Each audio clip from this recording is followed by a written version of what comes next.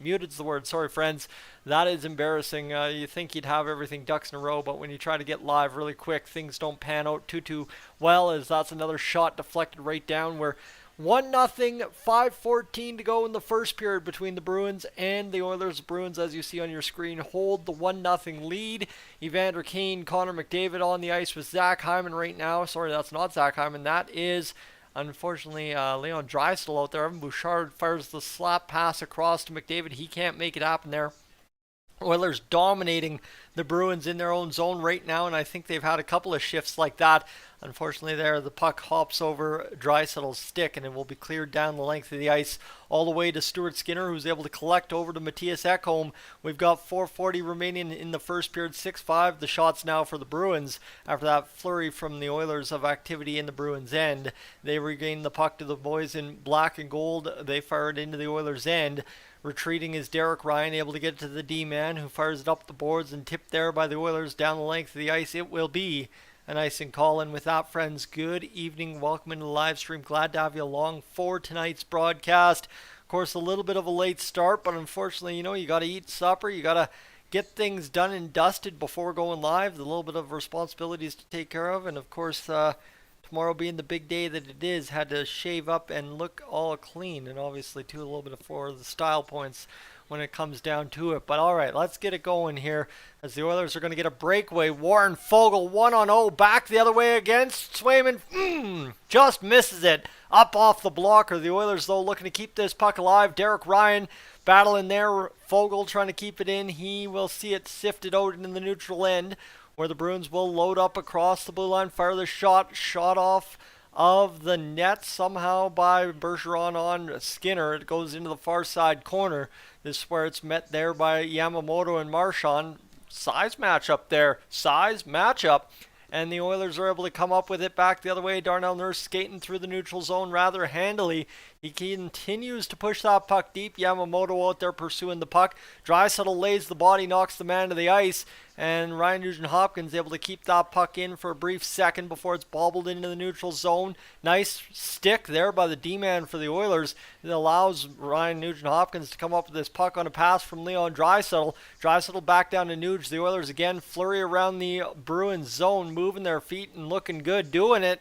They're going to go back to the blue line, pass across Kulak to Vinny Desharnais. His stick breaks, but Nugent-Hopkins collects. Nice deflection by the Bruins, but Kulak able to keep it in, get down to Draisaitl, comes back to the high point. There is a Bruin waiting there, and it will be battled out. So again, another great sequence in the Bruins zone that the Oilers can't get a shot on net out of, but they are continuing to press here, down by one. Another shot attempt there for the Oilers.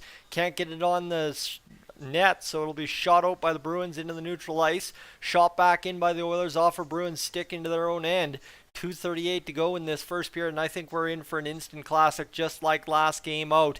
Back the other way. The Bruins will control into the Oilers' end. A puck bounces off a couple skates. Krejci in front. He had scored a power play goal, but was denied by an offside challenge 33 seconds prior. And this one will be fired in to the Bruins zone. The puck just hopping dead at TD Garden today. And this is the top line. Kane erases a man, sends him stumbling. It has been a hard-checking, hard-hitting game here today, and that's for sure. It's been a beauty so far from what I've heard and seen on the camera. 15-7, the hits for the Oilers, and they get a puck right in front, and then just a bad bounce for Bukestad off of a broken stick. Couldn't get it going. $1:52 to go here in the first period of play. 1:50 now remaining as the puck goes into the corner. Shot on to Skinner. He makes 1, 2, 3 saves. The Oilers able to collect, move it up the boards. Nice exit there by the Oilers, and they'll cut back the other way as Foegele is erased. Big time check to throw him to the ice. Bukestad immediately throws a hit. Fumbled play there by the Bruins. Another opportunity for the Oilers to land a hit. They don't. Back the other way. The Bruins fire a shot on. Tipped on to Skinner. The save made. And we have another stoppage in play with just over a minute remaining here in this hockey game. Friends, good evening. Welcome aboard. Glad to have you along. We're in for some fun tonight. Warren Foegele missing that breakaway. That would have been beautiful to tie at 1-1. But we've got a $1:23 to go here in this first period of play, and it's my great pleasure to have you along for what will be a very fun night of Oilers hockey. Obviously down for the time being, but not without trying. We've been looking good here in this early going, and we'd like to see if we could keep that rolling, friends. Whew, take a breath and relax a second. How are we looking elsewhere? We should probably take a second to make sure you have the link to Patrick and Toph's stream over there on the Oilers Fanatic tonight. That's something you want to watch if you're an Oilers fan. Get a little bit of a different perspective other than my play-by-play calling. Let's see here if Patrick is indeed live. Never ended up going live. What? Hold on. Am I missing something? Still waiting for Patrick on this one. And, uh-oh, what's going on? I don't know. I don't know what's going there on Patrick's stream. Unfortunately, I guess I could send him a message, but I'm sure he'll message me if he's got a problem going on. So we'll just continue to ride along tonight, friends.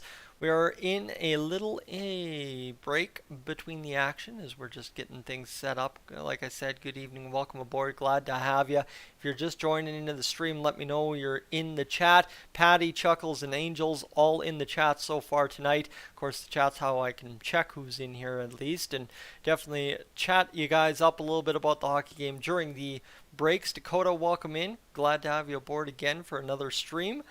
The Let's Go Oilers chant, that's something we're hoping to maybe see break out at the TD Garden. Highly unlikely, but I mean, we've done it at the Saddle Dome, so I imagine we can do it elsewhere. And there's been some hard-hitting, physical, absolutely dummying hits tonight here in the TD Garden. And it's been fantastic hockey from everything I heard upstairs while I had the radio on and everything I've heard pretty much since setting up the stream. So we're looking forward to it. Terry, good evening. So we are getting things rocking and rolling here on the stream. I was late myself. Hey, I will own it. I was late myself. Just had some dinner. Just had to shower up, shave up, and get ready for tomorrow's big day. So we'll see if tomorrow plans out to be as good of a day as I think it will be, but we'll find out. And as we go back up the ice, the shot fired into the Bruins zone, bounced off the glass. A little funny there. Comes out right to the side of the net. The Bruins going to move this puck out from behind.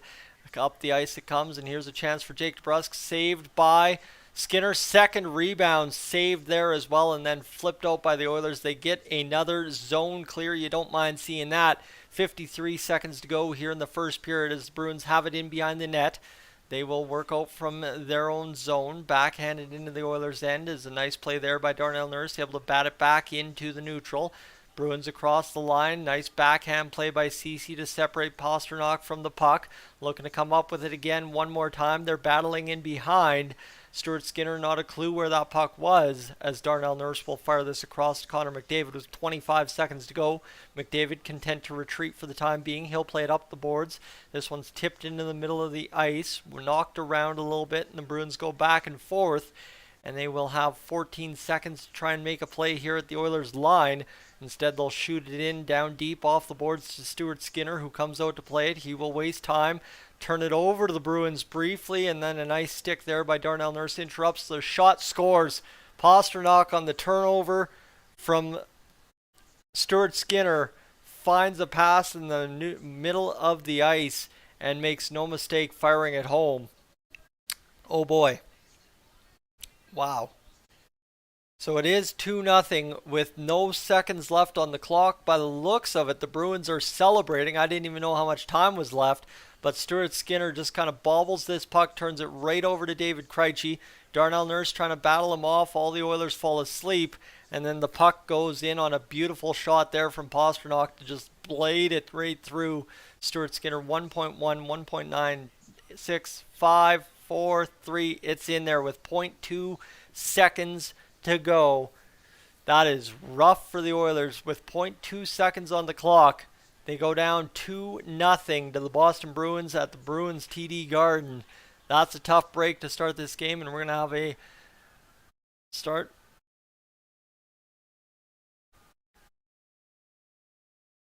Good goal for the Boston Bruins, so that one stings right there. The Oilers turn it right over and give it up. So it's a 2-0 lead for the Bruins at the end of the first period, friends. As that's where we're sitting right now. They'll drop the puck for show pretty much, and I don't even think the centermen are going to really line up, as I don't think anyone wants to. Oh, they will. The Bruins win the face-off, and that that will do it for the first period of action. That's an unfortunate turn I wasn't looking to deal with going into the intermission, I'll tell you that much. As we'll get to the chat here, friends. Terry tuning in, Riley tuning in, we've got Thomas tuning in, SK, Morley as well, Roger as well, Chemo in here, and Corb, smaller, new name I'm not recognizing. That's where we're at. And Curtis, good evening as well as we get going here. There we go. That's where we sit after 20 minutes. We are down 2-0 to the Boston Bruins right now. That's where we sit. And of course, that was a tough get for the Oilers at the end of the period. I think just a little bit too much time left on the clock for everybody involved in the D zone. And I think too, you can blame the turnovers, you can blame the soft goals on Stuart Skinner. I mean, the guy's been great and all, and he's due for some softies as well. Like just because Jack Campbell lets in a softie every time, but the problem I would have with the final about 7 minutes of that period I watched, I will tell you this straight up. The problem I have is the Oilers had 3 good sequences in the Bruins zone, and all 3 sequences failed to get a shot on net, right? The Oilers ran the Bruins, and that was kind of also what led to that first goal from what I heard on the radio, is the third and fourth line hemmed the Bruins in their own zone, and then Brad Marchand goes back the other way and scores almost immediately. Again, for me, as I continue to say all season long, I'm not saying the Oilers' goaltending is elite. I'm not saying Stuart Skinner is going to win the Vezina. That's not what I'm saying here by calling Stuart Skinner our number one guy or saying anything about Stuart Skinner taking us through the playoffs. What I'm saying, quite simply put, is that the Oilers need to score as many goals as humanly possible every single game and have goaltending be average. Right now, you don't allow another goal the rest of the game, the Oilers stand a very good chance of winning this hockey game. That would be the argument, right? 2 goals is not going to sink you. Maybe at home against the Boston Bruins out of any team in the NHL, yes. But against the other 30 teams in the NHL, no. So right now, going into this intermission, what I'm thinking is quite simply, how do we have the third, fourth, second, and first lines all have 1 or 2 sequences in that first period hemming the Bruins in, right? Which this is a team that is on the verge tonight of winning 50 games in the NHL season before Game 70. How do you fail to score a goal on one of those 4 to 6 sequences that the Oilers have had in that first period? That's where I would lay the blame after one. Again, right, is average goaltending. 2 goals ain't going to sink me. I don't care if they come in the final 2 minutes or if they come in the first 10. It doesn't really matter to me. That's kind of my rant right there, is I would just say for the Oilers, you failed to capitalize on chances in the first period. You failed even on 3 out of 3 that I watched to get a shot on net. So you gotta get something going here offensively in the second period, and all will be just fine in my opinion. That would really what I would say. So let's just see what we got going on here. I'm gonna quickly check the text messages. Haven't had a chance to do that since we're going live here, but we're looking like things are coming together right now. So that's where we sit after 1 period of play. We'll wrap up the scoring summary here and see what we can understand after 1 period of play. It's Brad Marchand and David Pastrnak with 20 and 45 on the season. David Pastrnak now with 41 assists and 45 goals for 88 points on the season.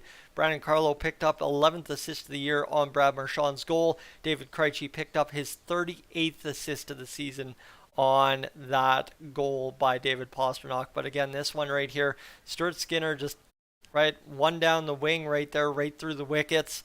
And then this one right here, this power play goal for David Krejci gets beat out wide. But again, I don't know where the men are in the shooting lane, but again, that's no question. Obviously, Stuart Skinner having a struggle of a game. I'm not trying to defend him too much, but just gets beat on a short side chance where everybody fell asleep. Again, right, capitalized on a couple of chances, and we're probably going to be just fine the rest of this way home. All right, let's see what we got going here. Yeah, we are down 2-0. So, of course, the chat takes a sour turn, down 2-0 to the Bruins in the first period of action coming to an end and now in the first intermission. Another big game going across the NHL right now is the Vegas Golden Knights and the Tampa Bay Lightning. That's a big important one.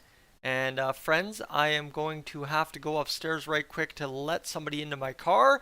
Give me a second here and I will be right back. If you're new to the channel, friends, what I want you to do is consider hitting that subscribe button here on Dolynny TV. So I'll leave you with the animation for the time being. It's new and improved with the new colors, but give me a minute here. Have to run upstairs, a little bit of business to attend to, and I'll be right back to get you back with all you need to know.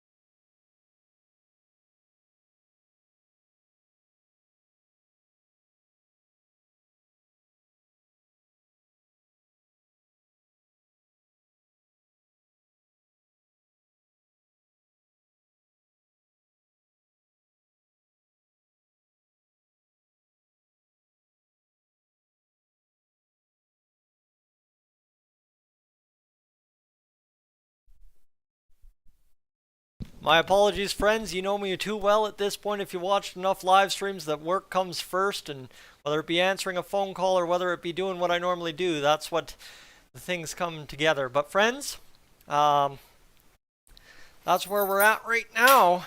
Down 2-0 going into this second period of play. Evander Kane back in the lineup tonight. That's a big story. All right. Let's see what we got going on here. Everybody's in the chat this evening. Welcome in if you're just tuning in. We're rocking and rolling this evening. Mo, welcome in. And let's see, everybody else. Mark, welcome in. Dean, welcome in. And Peter as well, as everybody's got in. Obviously, I'm just going to let you guys chat amongst yourself about the goaltending for right now.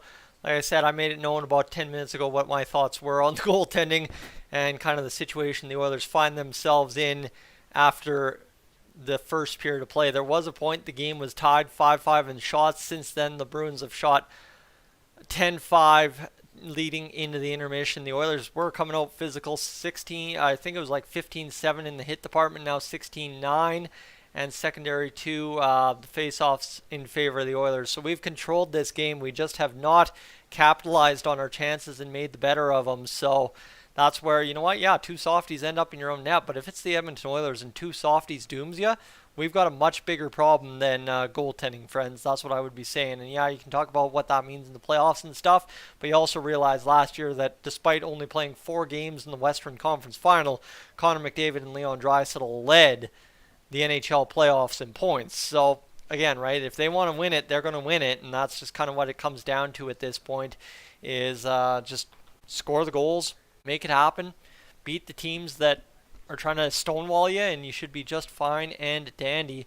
And now they're showing the replays of Evander Kane's wrist injury. I've never actually seen these replays because I was listening on the radio when it happened, so this is really really rough to see this go through, and I could not have imagined watching this happen live, the panic and everything that would have ensued. But come on, Cat, come on, quit, come on, be good.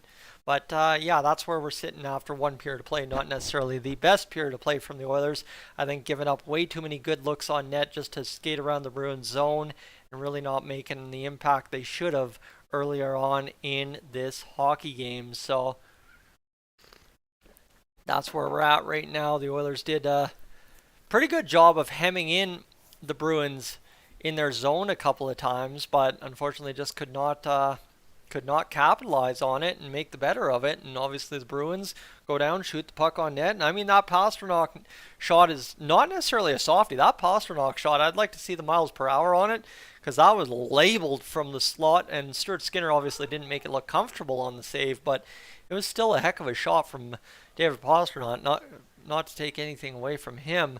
The Brad Marchand one, would I like to have that one back? Absolutely, I'd love to have that one back, but the Pastrnak one, you know where that chart, right? That find out and F around chart that we have all become very familiar with. That's kind of what the Oilers did there in the last 15 seconds of the game, and unfortunately they most definitely found out not so positively. So that's where we sit, but that's what we're doing right now. So we'll see what ends up coming out of this one the rest of the way home.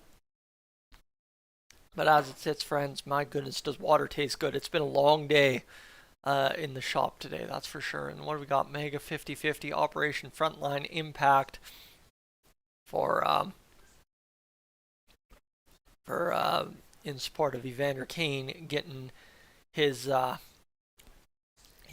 wrist healed up there for in that freak accident in, what was it, Tampa Bay. You know what? Even better part is probably the reaction on Twitter tonight, and it looks like not much happening here for the Oilers as of yet. And fortunately, they've got the Pastrnak 0.3 seconds left goal. And then, you know what really kind of makes me really upset too is the Oilers then go and give up a face-off loss to end the period, right? It just little things in the game that make me a little upset. That would be one of them right there, but that's where we're sitting right now. So that's where we have things for it. Magic, you've got your green tea going. I will probably have a tea going in the second intermission, to be quite honestly serious with you. That's kind of what I'll be doing once I get that going, but I just thought I'd go upstairs, take care of business, quickly make myself some water, and away we go. And I don't know how one makes themselves water. I'm not reverse osmosing this thing, but I guess pouring it in a cup and bringing it downstairs, as close to making it as I'm going to get. As we sit, friends, if you're new to the channel, what I want you to do just right now, I know I had that graphic up a moment ago, but I leave it up and then I don't explain it. Right now, we're sitting at 11,157 subscribers here on Dolynny TV entering this evening's action. Basically, my plea to you is I've got a very important, very big broadcast that I have signed on to broadcast here on Dolynny TV coming up at the end of the month in Cold Lake. And I would really love to knock the socks off of the host committee by having all of us here on the channel show up and absolutely bang up the live stream numbers, the broadcast numbers that weekend. So if you'd like to help a guy out and you also want to have a whole bunch of Oilers coverage the rest of the way home and through the playoffs and into the off season and going forward, I would definitely ask that you consider hitting that subscribe button. And I can confirm that Patrick from the Oilers Fanatic will be there as well. And if you've ever tuned into Gillis TV on YouTube here as well, you've seen me advertise him a couple of times. He will be up there as well doing part of the pre-games and some camera work for us on the broadcast. So it's going to be a really exciting end of the month, start of April, and I'd really love to have you, right? We have 92 folks tuning into an Oilers-Bruins game. Obviously, I know what this game means. Obviously, I know what this is all about. The Bruins, the Oilers, two of the best fan bases in the NHL. But at the same rate, too, if I can even get half of that into one of those live streams up in Cold Lake, that would mean the world to me if we would be capable of doing that. So if you could hit that subscribe button, stay tuned, and look for those live streams when they are live. Friday, March 31st and April 1st and April 2nd. That would mean the world to me. Obviously, last year was fantastic and we had some really crazy numbers out of it, but I'd love to try and make something of it even more this year. Either way, let's quickly recap the scoring summary because we are just about off of commercial break and set for the second period of action. Marchand and Pastrnak, the goal scorers. Marchand about 4 minutes in and Pastrnak with 0.3 seconds left in the period scored us the goals. So that's where we are right now, my friends, and we are just rocking and rolling. Boston University got some practice time for the Oilers at their rink there, and obviously the Boston University team looks like they were looking on, taking in the Oilers practice with Connor McDavid, Leon Draisaitl, and the boys. So that's exciting, but that's where we sit right now, friends, entering this second period of play, and we'll get back to the play-by-play right away as soon as we possibly can. But just going to go quickly tune over the numbers and give you an update on the watch time here on the stream. That's something we always like to give you an idea about, and as it is right now, the watch time sitting 604 times 2.5. We're sitting at a grand total of 25 hours watched on the stream. So for firing up about 29 minutes ago, don't mind me at all, and it looks like the Rig 72 is live over on the Oilers Fanatic. Walrus, welcome in. Let's turn off that ad as quick as possible in terms of turning off turning off the sound. And let's go here, share and copy, and go over to Dolynny TV here right quick and get this link for the boys up in the chat as it sits right now. And here we go, bing bang. And let me see if we can't go here. Watch me watch myself on my phone. That's always an interesting, weird aspect in the world. And let's just quickly click on this, pin message. There you go. There is Patrick's stream at the top of the chat if you want to head on over there to watch him and Toph broadcast the game for you. But if you'd love to stick with me, I'd appreciate that. And with that, we'll quickly turn over to Patrick and Toph's stream here and see if we can't get this going. YouTube over here, and bing bang boom, subscriptions, 11 of them watching over there. Let's get them another viewer up to 12. We're off and running to begin this second period. The Bruins enter the Oilers zone almost immediately off the face-off win in the neutral zone at the drop of the puck at center ice. And here's a quick turnaround for the Oilers to move it back along the boards. Bruins able to regather and get it going back the other way, and now all of a sudden we've got Patrick and Toph talking through my TV, so let's get them quieted down. And the Oilers going back the other way. How about Zach Hyman turning it and burning it into the offensive zone? Evander Kane back in the lineup. If you're just tuning in, he returns after a healthy absence due to ribs. And now coming back the other way, Jake DeBrusk skates around Evan Bouchard. Nice turn back into the action by Cody Ceci. It'll be turned down low by Jake DeBrusk, though. A nice play there by Evan Bouchard to tie up the attacker for the Bruins as the Oilers get down deep. And here's Bouchard moving it ahead. He's got it over to Cody Ceci. Ceci plays it on deep into the Bruins zone. And now a chance here for the Oilers to keep this one in. They just about do. Leon Draisaitl across the blue line. Can't keep it in on the backhand smack. And now all the way down to Jeremy Swayman, who's in net for the Bruins for the second time this season against the Edmonton Oilers, who find themselves down 2-0 in this little bit of action right now. The ref runs away from the play to get out of the player's way. That allows the Bruins to separate the puck from the boards, and now blitzing onto it was Ryan Nugent-Hopkins. Across it goes to Matthias Ekholm, who swings it down deep towards the net. Shot on. Yamamoto is in front. Ekholm gets it back. Here's Bouchard. He'll think better of it. Now he'll fire the shot. It's bounced there off of Swayman. He thought he was going to be able to swallow it up. Couldn't find the puck. Dropped it in front of the net. And Ekholm, off the zone clear by the Bruins, collects it at his own blue line across to Bouchard. Now to Draisaitl, who lumbers in to the Bruins zone. He'll get down into the near side corner. It comes high into the Bruins zone where the Bruins are able to move it ahead off the glass, chip it in there, and Kulak's able to play it in his own zone under heavy pressure from Pastrnak. Nice play there by Foegele, the headman, through the neutral zone. It tips off of a player's stick somewhere in the neutral before the camera panned over, and the Bruins regain it in their own end, flip it back into the middle of the ice, and able to get it now fully into Oilers territory before again another backhand play misses wide of the blue line, and the Bruins are sent sprawling back into the neutral zone. Tip play there across to the near side. Bruins carry in. They've got it across to the backhand, and they've got possession and protection of the puck. That's what I was trying to say, two words at once. But the Bruins go back. The shot fired, and it goes wide of the net. It was an absolute cannon by Pastrnak on that one. 17-14 to go here in this second period of play. And this one battles around. This will go around behind the net. Bruins fire the shot, and look at that. Stuart Skinner soundly in position to make that save right there for the Oilers, and we'll have a stoppage in play with 17:03 to go. Friends, good evening. Welcome to Dolynny TV. If you're just joining along, I know I was making a lot of hay about the subscribing thing there in the intermission, and I might have missed a lot of you tuning in, so thank you for being along for the ride tonight. It's going to be a great night to watch some Oilers hockey. Yes, we're down 2-0 right now, but obviously, too, you know what Connor McDavid and Leon Draisaitl are capable of any given night, and I think that's where we have our faith tonight going into this second period. Obviously, Stuart Skinner doesn't allow another goal the rest of the way home. We stand a pretty good chance of winning this hockey game, or at least taking it to overtime. The Bruins, though, able to transition out of the zone. They get around Darnell Nurse, but not around Cody Ceci. Puck is played back to the far side boards, then around to the near side corner where Brad Marchand flips it around the boards again. Then is reversed again by Bergeron to the near side.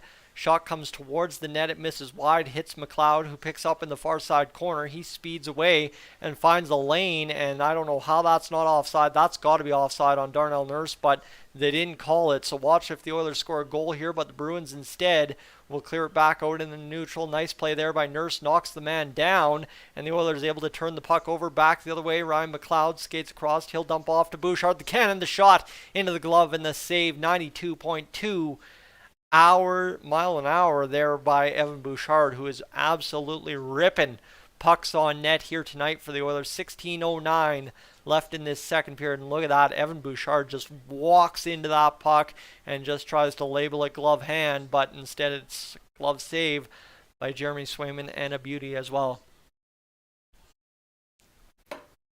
Bouchard, McDavid, the crew on the ice right now. 16:09 to go here in this second period.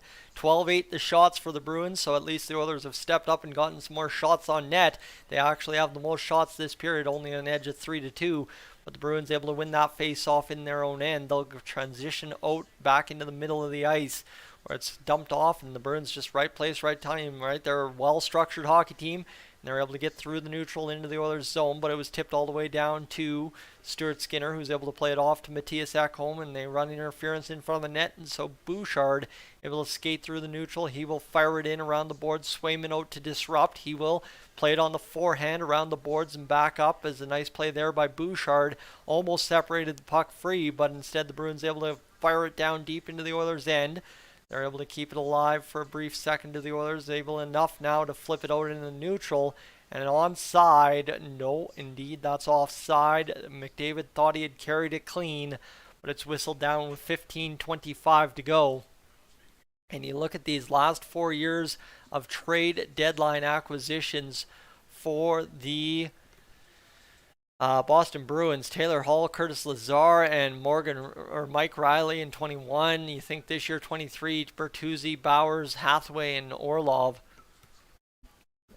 2 years where they made some pretty big ads. 15:25 to go here in this second period. Puck's freed up by the Oilers on a face-off win. Bounces off the boards right in front of Swayman, who never saw pressure coming, so he just stood still. And this will allow Vinny Desharnais on the clear to get it back into the neutral for the Oilers. He retrieves it in his own end after the puck bounces around a little bit. This one will be played off to Yamamoto, speeding down the right wing. He'll turn back. He spins himself into the boards. He falls down. The Bruins able to get the puck going back the other way. Hello, buddy Kitty. This one will be played across. The shot coming from the blue line. Save made by Stuart Skinner, and the Bruins able to keep this one going for the time being in the Oilers zone. Harassing him is Nugent Hopkins, and it's back into the middle of the ice now. This will lead to Leon Draisaitl, Kailer Yamamoto, and Vinny Desharnais getting up into the play. Dropping it was Draisaitl, but unable to make the play because of the Bruins defense. And now into the near side corner, Nugent Hopkins playing the puck. He'll dump it back to Draisaitl, plays it in front. Now across to the far side, the shot coming. Shot on net, tipped in front. A good block there on the shot from Darnell Nurse, and it's flipped back into the neutral ice where it's tipped there by the Oilers for a brief second. And the Oilers will lead this one for the blue line play for the Bruins, who get into the zone. Tipped off the skates of Bukestad, tipped now behind the net for the Bruins to continue possession with 14:01 to go here in this second period of play. Puck's played ahead. Ceci is able to free it up for the Oilers. He'll fire it in deep, and the Oilers go around the boards as this is sniffing around Matthias Janmark. He's looking for a free puck. He can't find it. 13:46 to go. The Bruins will play this one into the middle of the ice. Now Janmark gets the turnover on a Bruin running into him. He'll load up zone time as he skates around the zone. He'll play it to the far side corner. Free there is Bukestad, who's looking on with Fogle along his wing. Fogel's not able to come up with that puck, and neither is the Oiler pinching in Janmark, so it'll be fired up off the boards and into the Oilers zone. The Bruins go for a line change, and that's what I'm talking about. The Oilers set up zone time, do nothing with it, turn over the puck, and it's back the other way several times in that first period, and now here in the second period a couple times over as well. Jake DeBrusk speeding around Janmark. Nice cut off there by Janmark to force him to the far side boards. Bouchard now battling Marchand. Marchand going back to the blue line, and that one hops off the skates of Evander Kane, who's muscling this puck out, trying to get it to the blue line. He can't. Comes in behind the net, and now Evan Bouchard will play this puck into the middle of the ice. It's freed up and lost there for a brief moment before it goes down to Stuart Skinner, and now played by Matthias Janmark, who has 12:44 to go in this second period of play. The Bruins up 2-0. The shot's 13-9 as the Oilers headman that through the neutral zone on a diagonal. Couldn't get it going, and now a chance here to get it retrieved in the back of their zone. The shot fired wide by the Bruins, so it'll be flipped out to the middle of the ice. It bounced away from two players, and the Bruins able to maintain possession, and suddenly it's getting chilly down here. The vibe from the evening shower has come off, and now all of a sudden I'm cold. And the Oilers, though, get this puck going back the other way. It's flipped into the Bruins zone. The Oilers trying their best to get some action going, but they can't seem to set up that blue line break that will get them into the Bruins zone. And that one escapes Derek Ryan. 11:58 to go here in this second period of play. Bruins across the Oilers line now. Frederick dumps it in, and it'll be down to Brett Kulak. He'll go off the boards and around the zone, but nothing happening there as Frederick had picked it up. Now the Oilers knock him down. Back the other way, Ryan McLeod out-skates a puck, and the Oilers have to come back the other way as this one chipped towards the net. Stuart Skinner paddles it away. Nice play there by Vinny Desharnais to seal his man off, and the Oilers might have a break the other way as Ryan McLeod tries to not overskate a puck. He still does. He'll instead play it back to the defense. Maybe a smarter idea to hold off and go for a line change. Now played across to the near side. Devon Shore has it battled off his stick, and it'll be backhanded back into the Oilers zone. Pasternak, he gets erased for the time being by Darnell Nurse. He'll battle to the side of the net. Leon Draisaitl turns that puck over. 11:05 to go here in this second period of play as the Bruins bat it back and forth between the near side corner and the near side boards. And it's back up to the Bruins on the far side where they're looking to get back to the left wing boards. They will come up to the high point. Pastrnak backhands it back around the zone along the end boards into the corner. Now the Bruins maintain possession and they continue to battle here. The shot blocked in front, retrieved by the Bruins, setting up a slot shot, tipped out last second by the Oilers to get it back all the way into the Bruins end. And with 10:33 to go, thankfully the Oilers should be able to reset and not allow the Bruins to get into the zone. They don't. A nice nifty puck play there of Springs Drysdale back into the Bruins end. He's sent sprawling there by the Bruins defender. I think that's Carlo. Comes all the way around the zone and then back to Drysdale. He plays it right in front, looking far side for Nugent Hopkins. Drysdale couldn't find him. Now Drysdale gets the puck back. Bouchard plays it at the blue line. He couldn't keep it in. And it'll be chipped in just softly into the Bruins' high zone where Brad Marchand's able to come up with this backhanded ahead. Ekholm will erase the man into the boards, stapling him into that curved glass area that once upon a time we saw back in the day. And this one played all the way across down into the Bruins zone, and that will be an icing call. So friends, we'll have a stoppage in play at last. That was a long sequence of hockey. I don't even know how many minutes we just went right there, but if you're enjoying the stream so far and liking anything about this game, definitely leave a like on the stream. Thank you so much if you could.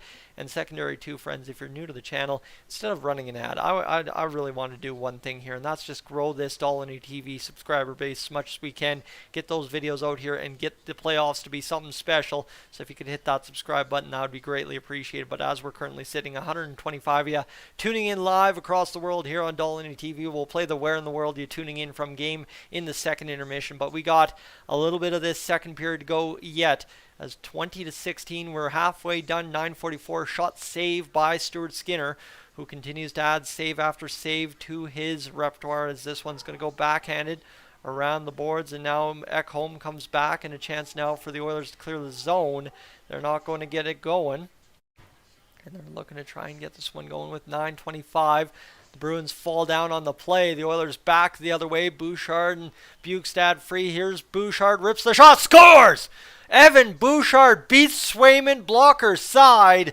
A 9:16 to go in the second period, and we've got ourselves a 2-1 game right here, as that's a beauty of a shot there from Evan Bouchard, and what a find. Just a perfect pass back to the trailer, and look at this pickup here by Janmark. He gets free and he's coming back. He sees that he's got the trailer in Bouchard. Bouchard uses the screen, fires it far side, scores the goal, and gets it going. What a patented shot right there. Just Bouchard with the laser wrister, and Janmark with a beautiful pickup there to make that happen. And it's back of the net, and suddenly we got all kinds of confidence once again. 9:16 to go here in this second period of play. Chase Fedina of Edmonton has just won a $250 Save on Foods gift card, courtesy of Save on Foods. That courtesy of the Sportsnet broadcast, not me. First goal in last 44 games for Evan Bouchard. That doesn't even seem real, but I guess going all the way back to those New York Rangers games is probably when it was happening. 9 minutes to go in this second period. The Oilers have life, and 14-11 the shots on goal here in this period, and suddenly the Oilers have popped up to a 2-1 deficit. And here comes Connor McDavid across the blue line. He is solidly offside though, and that one is that is rough. But it's game on in Boston, as that was a beauty of a shot there from Evan Bouchard. And huge one there. So, yeah, friends, we'll save the Where in the World You're From game here for the intermission. But I will send you an ad right now as we're just on commercial break. And again, we'll talk about the subscriber thing in a second here. But just to give you an update as to how things are looking, Toff and Patrick having themselves a decent little stream now for sure. Looks like their stream's popping off a little bit, and that's good to see, as you want to see things coming together as they got their audience going pretty good. Looks like we've got a pretty good even split of the Oilers YouTube land. I like to see that. And here we go, Darren. Now McDavid's flying out there, but he's been offside quite a few times here in the past bit of action, so hopefully he can change that around and get onside a little bit and hopefully help us score some big goals. But as we come down the stretch here, friends, just going to give you a quick update on that subscriber number, as I'd like to just update the numbers so as we know what we're looking at in real time. Currently sitting at 11,165, so we're up and running today. Kaylee, welcome in. Darren, I think I did not say welcome in, so welcome in. Ryu, I don't think I've seen you in here as of yet, but welcome in. And anyone else that I haven't welcomed into the stream that just might have came in over the past little bit. Mike, welcome in. Sorry, I'm seeing you in there as well. Sorry, I just missed that. And I think we've got everybody else well covered off. Mad, welcome in as well. And Smurfy, sorry, that's who I was missing. There we go. We've got everybody covered off. Let's quickly just take a second here to look at some other metrics that we might be missing on the stream. Just so you know, we're at 1230 for the multiplier, which is going to give us 1230 times 2.75, my friends. That's going to give us a grand total of the 56 hours we need on the stream. Don't mind me at all. We're already there, so let's get this going. Scott, welcome in, and Brian as well, welcome in. As just like that, friends, we are up over the 50 hours watched mark. We like to see that. We're well on our way now towards the next 100 mark, and then maybe a chance for 200 this evening. Bruins win the face-off. They get quickly into the Oilers' zone. We've got just less than half a period to go here in this second. The Oilers have cut it down to a 2-1 lead for the Bruins with 8:33 to go in the second period. It's battled behind the net, and here's McDavid popping that one right in front of the net and then getting it through to Evander Kane. And here comes Kane lumbering in. Yamamoto out there as well. He's getting out there with Kane and McDavid, and this one scrambled up there a little bit for the Oilers, and they'll be able to come up with it, will the Bruins, as they get into the neutral, flip it into the Oilers' end. Stuart Skinner thought about playing that puck, but thankfully he's learned his lesson from last time, didn't come out to play it, and now a chance for Connor McDavid, who will look to do something here. It's skated out by the Oilers to center ice, and Darnell Nurse leads ahead the crowd, and here's Cody Ceci, the shot, bumps in front and unfortunately comes to the near side boards on the block. 7:50 to go in the second period. The Bruins trying to dance around each other to get out of the zone. They do. It's tipped around a couple of times, and now wide open is Darnell Nurse to skate into that puck, but he didn't know where it was. The shot from the outside. Stuart Skinner the save on Derek Forbert, and we'll have a stoppage in play with 7.5 minutes remaining in this period of play. And look at that. We'll head back to another commercial break, so we continue to blitz along here on the stream, friends. We need to get this going.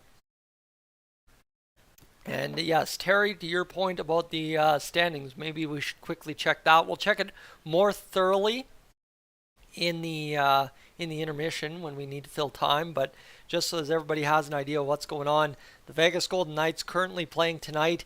If they win, they go 84 points. If the Oilers can win, they go 80 points, so the point gap remains 4, could be 6, right? Could be 5, some mix of that, or I guess 6, 5, or 4 is the point gap mix here for the Oilers, although it could be 3 if the Oilers lose in overtime and the Vegas Golden Knights lose. So there's a couple of combinations, and it could be 2 if the Oilers win and the Golden Knights lose. So anywhere from 2 to 6 points could be the point gap between the division lead and the Oilers, of course, being up and on it, as Thursday as well the LA Kings are playing. So again, that combination just got a whole lot messier. The Calgary Flames with 71 points. The Nashville Predators with 4 games in hand and 69 points are on the outside looking in. The Winnipeg Jets at 75 points. So it will take a lot to bump the Oilers out of the playoffs at this point. Obviously a 7-point gap between them and the Flames. So the Flames would somehow have to come up with 3.5 wins more than the Oilers down the stretch to potentially tie them and bump them out. So there's some math involved there. The Predators, though, would have a much easier time with 4 games in hand and having to come up with 9 points. So realistically, they have to come up with 4.5. That suddenly sounds a lot easier. So there's a little bit of math to do there. And the Seattle Kraken are with 80 points. So the Oilers, once again, can tie the Kraken here soon. Stefano, I'm hoping it will not. Jill, welcome in. And Lily, welcome in as well. As we are rocking and rolling into this back half of this second period. Not much time left now. Grand total is 7.5 minutes as the Oilers scramble up the face-off. The Bruins see it go back to the blue line, but they have to poke all the way into the defensive zone. Nugent Hopkins, nice play ahead to get that puck down deep, and now Pasternak able to play that puck along the boards. He turns it over to Nugent Hopkins, who gets it down in behind the Bruins net. The shot comes in from the blue line. It's shot on towards the net, but blocked in front, and then Hyman had a chance. The Bruins able to work it out back the other way. Pasternak dancing across the line. He fires a shot on to Skinner. It comes back to the blue line on the rebound. Bruins keep it in. And this one will go into a battle here as it comes to the near side boards as Leon Draisaitl is able to clear out into the neutral ice. And here's Zach Hyman skating his hardest down the ice. It will be an icing call, however, with 6:52 to go here in this second period. Friends, why do I think this game will not go the over? Because I think it was a 3-2 final against the Bruins and Oilers last game out, and I think you've seen through a period and a half of hockey, it looks like the same exact game out there. Tight checking, hard hitting, good defensive hockey. Even now the Oilers loosen up, but so do the Bruins. And here's a chance wide open, walking down the seam there for the Bruins. They fire it up over top of the net. And this one's going to go around to the blue line where the Bruins will backhand it down deep. 6:39 to go here in this second period to play, and the Bruins have it in behind the Oilers' net. They continue to roll around behind there and looking to try and get things going as they continue to battle. The Bruins to the near side boards now. They'll get down in the near side corner. Marchand with the puck. He'll turn in reverse on Draisaitl, and now Kulak has to engage. Kulak still battling there. Everybody tied up. Draisaitl came up with the puck briefly, trying not to turn it over now. And he's got along the boards, battles it forward. Marchand turns it over, and that's just a brutal dead giveaway there by Leon Draisaitl, and the Bruins continue possession in the Oilers zone.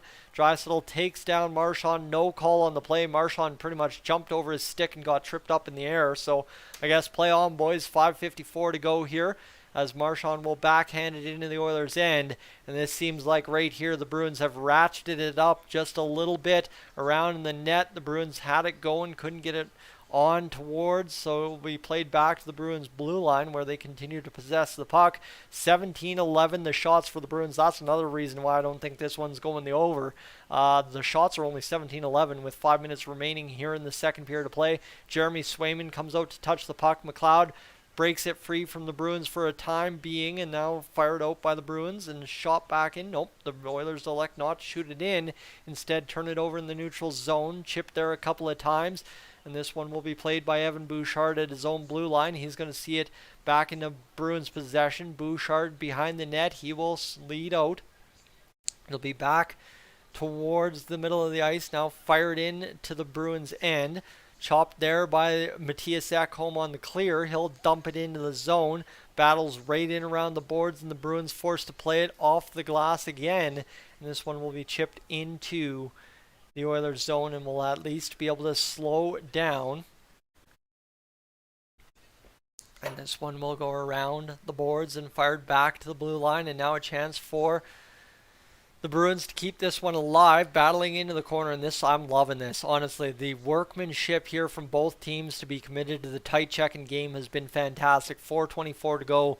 The Bruins possess the puck in their own end. They'll make one pass, then backhand it down low to Stuart Skinner, who fires it up off the boards. Be immediately cleared by the Oilers down the length of the ice, trying to go down for icing call. And it will indeed be an icing call as Orlov touches up. There it is. So we have got things going here in this second period of action, friends. So far, so good for the Oilers. And look at this hit there. Okay, that's not a tripping call. Marchand just kind of turns into Draisaitl, and Draisaitl just kind of actually erases him as he just kind of trips himself up on a run on the ice. It looks like doesn't even hit his stick. And 4:11 to go here in this second period. Kevin, welcome in. Sensing, welcome in. I don't think anyone else joins in, so we should be good. Plock, welcome in as well. As we got 4:11 to go here in the period, it's one back to the blue line by the Bruins. They're in the offensive zone. They fire the shot wide of the net. Comes off the boards aggressively, but Stuart Skinner able to get to the near side enough to shovel away a short side opportunity. And now this will be fired around the boards by Darnell Nurse.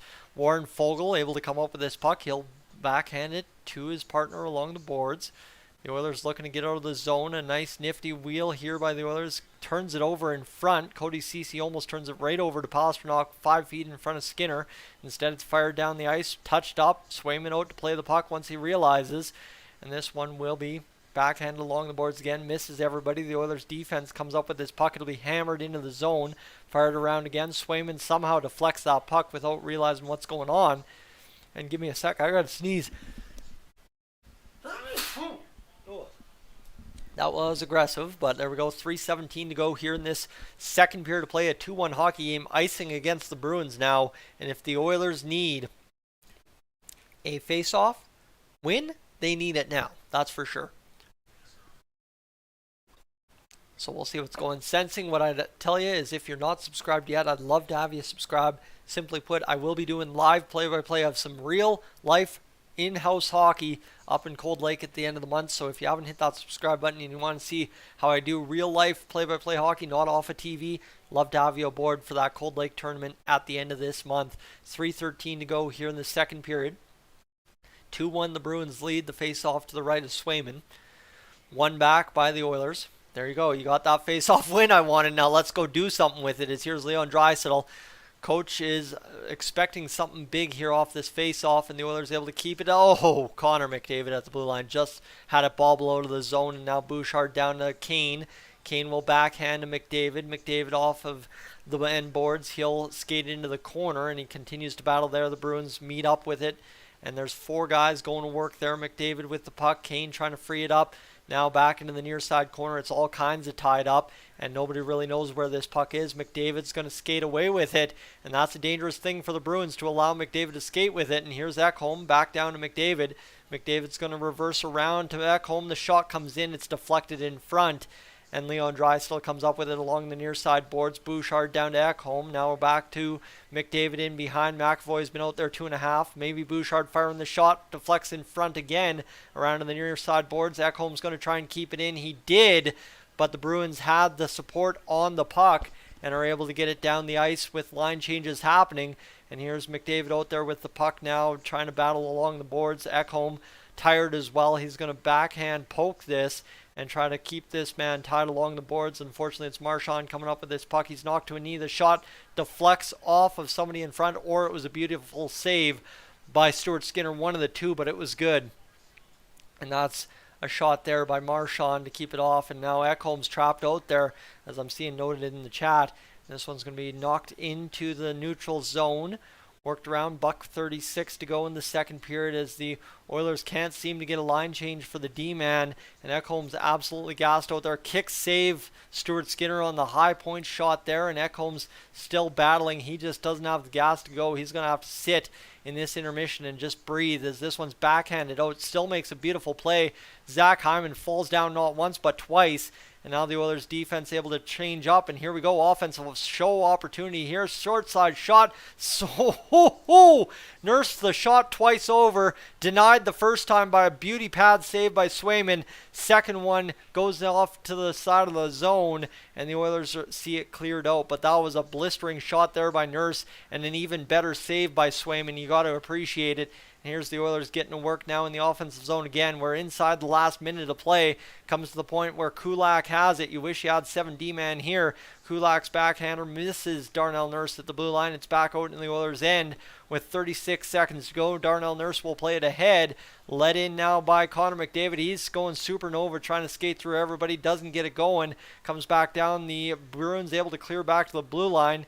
Comes out. The Oilers have one last chance at it as the Bruins failed to clear it entirely.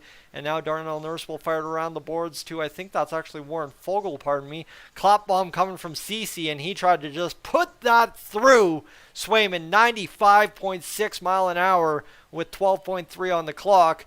Couldn't beat him though, and we'll have a face-off to Swayman's left. What a shot there by Ceci, and what a better play by the Oilers to keep that puck alive in the dying minutes of this period. And look at that one, just that shot from Darnell Nurse, and just a scramble save by Swayman. Kick the pad out, and then this one by Warren Fogle to get it back, and Cody Ceci, I mean, just like that, put it on Swayman and just about put it through him. 9-8 the shots this period for the Oilers, so they came out, they did a much better job here in this period. Now 8-8 officially the shots. Sportsnet always updating the shots and changing things around on me, don't mind me. Nick Bugstad will take the face-off against the Bruins centerman. It'll be tied up, and the linesman will say, I didn't even drop the puck, boys. So let's do this again. Instead, now Leon Draisaitl will come in. So they tried to load up their best centermen, obviously Bjugstad, McDavid, and Draisaitl. And the face-off now to the left of Swayman is a little stutter step there by the Bruins.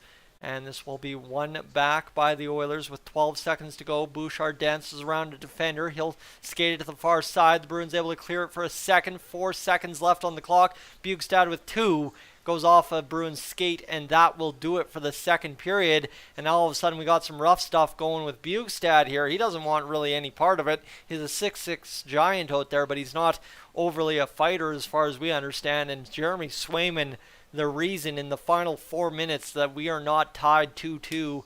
The Oilers finally get the shots on net that I was calling for, and they are able to escape do the Bruins with a 2-1 lead at the end of 2. That is the period of hockey I wanted to see after being down 2-0. Friends, good evening. Welcome to Dolynny TV. My pleasure to have you along here on the broadcast.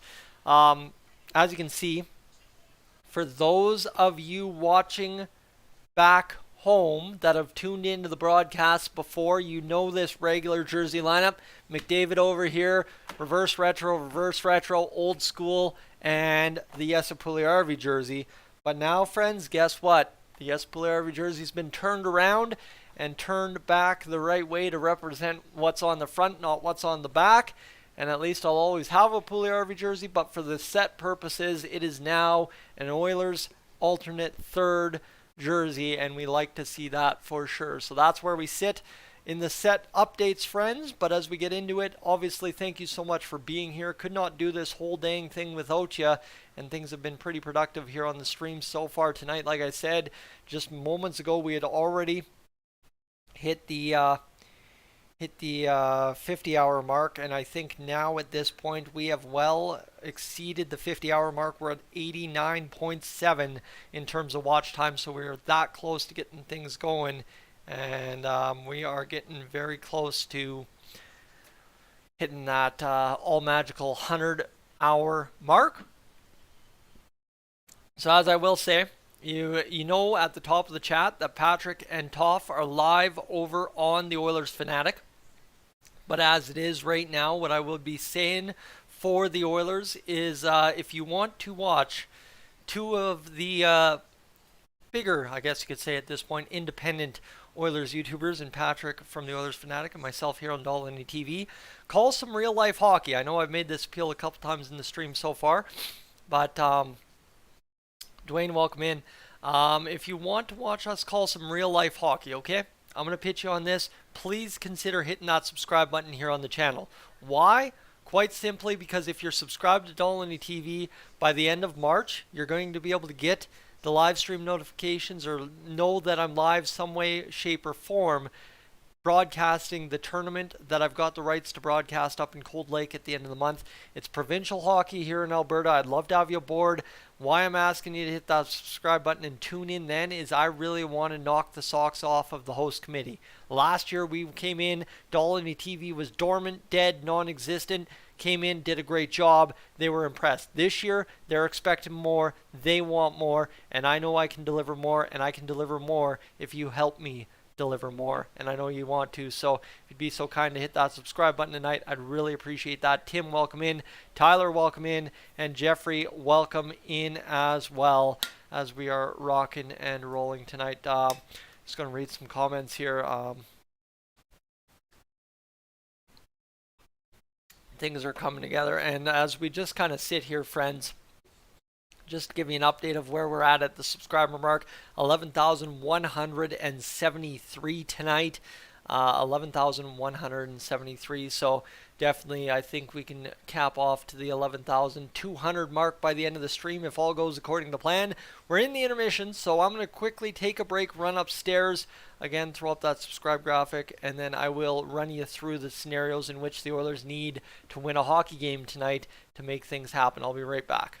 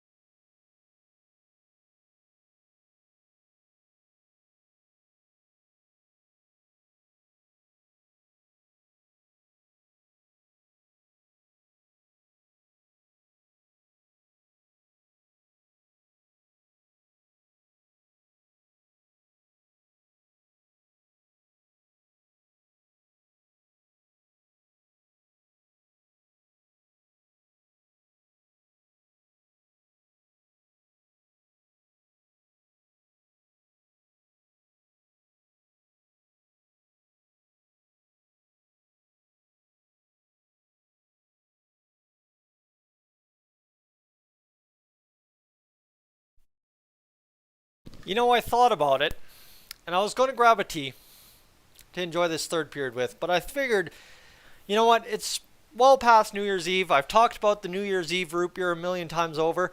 We're going to finish it off tonight, my friends. I had help even on New Year's Eve from my buddy that I broadcast hockey for, but fortunately we didn't finish off the New Year's Eve root beer that night, and now we will finish it off tonight. All right. Either way, friends, let's get this going, friends. And quickly recap that second period of action, shall we? Let's see what the Oilers were able to do in that second period.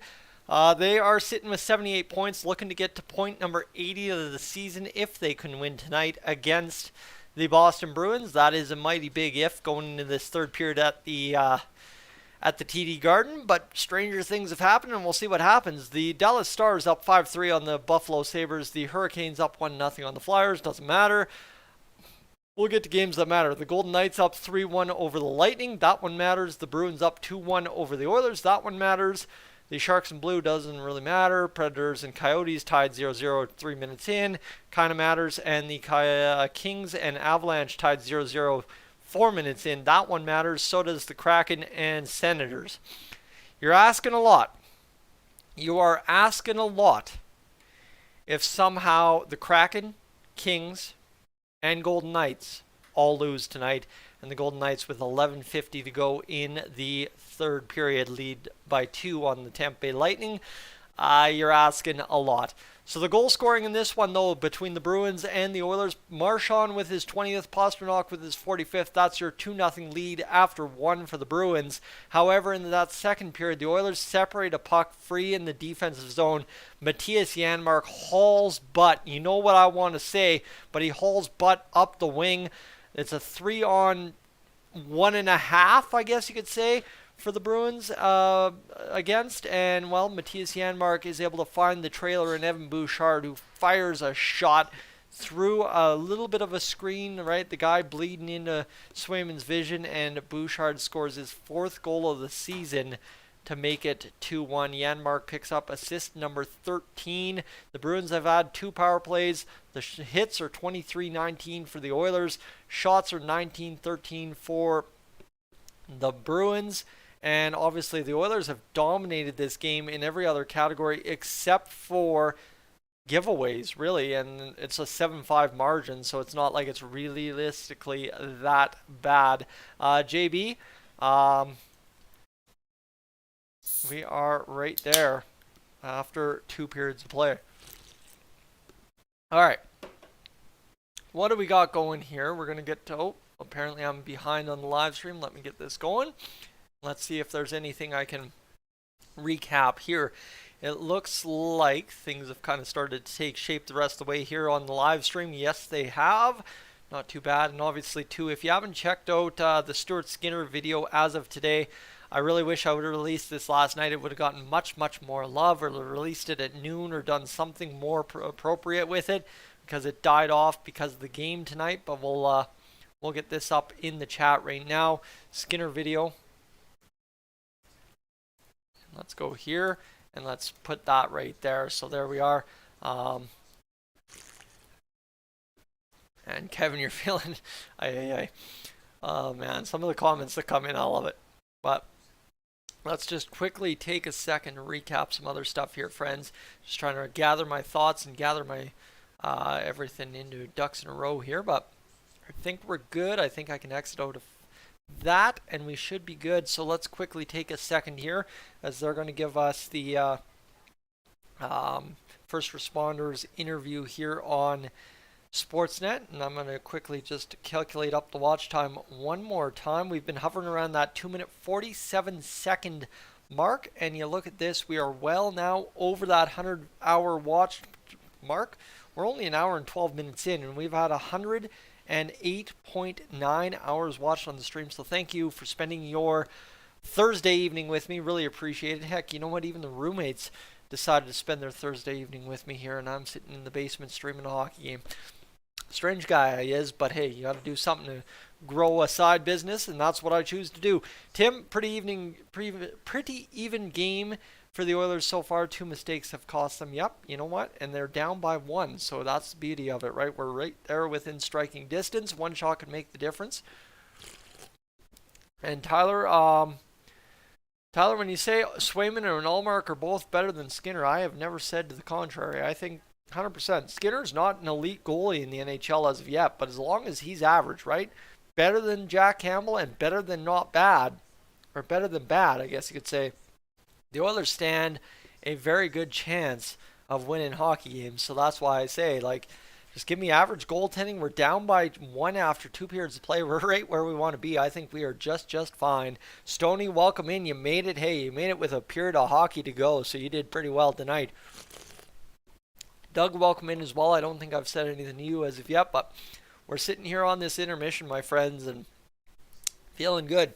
I think the big thing is I wish I would have started a little bit earlier, but as you know, if you tune in Dolynny TV regularly, I pretty much always have the facial hair going, but I cleaned up tonight because tomorrow is going to be a big day and obviously a start of a big chapter going forward tomorrow, so we'll see what comes out of that, but everything begins anew, I guess you could say, tomorrow. Kind of a Christmas Day, New Year's Day all in one tomorrow, and go out and celebrate it with a couple of key people in my life, and then obviously get into what's going to be a very big weekend for the Oilers, very big weekend for me because got a couple out-of-town friends coming down as long as the snowstorm here in southern Alberta ain't too bad. And secondary to that, if you are out on the roads tomorrow and that snowstorm is not great for your driving, please be careful, please be safe. If you know anything about southern Alberta driving like I do, it is not a great time when the wind, the snow, and the ice combine, and especially out there on the QE2.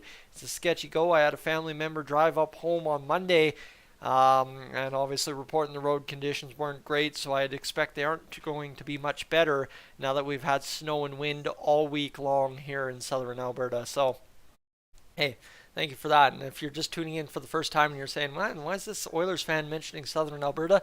I am about half an hour outside of Calgary on a farm, just in a nice little area of southern Alberta, right where the cold weather comes after essentially coming west from the west. I guess you could say there's that Calgary Airdrie weather bubble, and then there's the nice little valley that runs right in between me and Airdrie, and on my side of the valley it gets cold. On Airdrie's side it don't get so cold. Airdrie's side, I can go through the valley, come back up on Airdrie's side in the morning. It can be minus 20 on my side, and it can be plus 1 on Airdrie's side, literally. And it's about a 13-second drive through the valley. So you tell me how that works, but that's where it is. And Terry, you're going to get hit by it in Saskatchewan tomorrow, Saturday morning. Yeah, it's going to be ugly, but as we get going here, friends, that's why I'm bringing up where I'm from, what I'm doing, and what's going on. I promised we'd play the Where in the World Are You Tuning In From game tonight, and I think as we have 166 friends tuning in, I would love to hear where in the world you're tuning in from. I know we've already had somebody tuning in from Australia, and we kind of have everybody tuning in from all around the world, so if you want to let me know where you're tuning in from tonight, Terry tuning in from Saskatchewan, I'd love to hear it, because it would be great. As Lookout saying it's balmy in Vancouver. We've got JB tuning in from Congo, Adam from Athabasca, Kale tuning in from Grand Prairie, Patty from Portland, Maine. Hey, there we go. I don't think we've had somebody tuning in from Portland. JT from England, Ed's tuning in from Boston, Mescal, Arizona. I've heard of Mescal. Don't know why, don't know when, don't know how, but definitely have heard of it. So I expect tonight we'll have quite a few Boston answers, and of course answers from around the Boston area. Stoney's tuning in from Pelly Crossing, Yukon Territory. Like I said, this is a coast-to-coast and around the world show here on Dolynny TV, and that's the absolute beauty. If you've been tuning into the videos lately, I have added the good afternoon, good evening intro, but also the good tomorrow intro. I have a friend that moved on down to New Zealand here in the past year, and obviously in New Zealand it is actually tomorrow. For our friends in Australia, same kind of thing, and obviously I know there's friends right close to the international dateline border, so there's tons of people around the world tuning in to Dolynny TV. Mike tuning in from Rhode Island.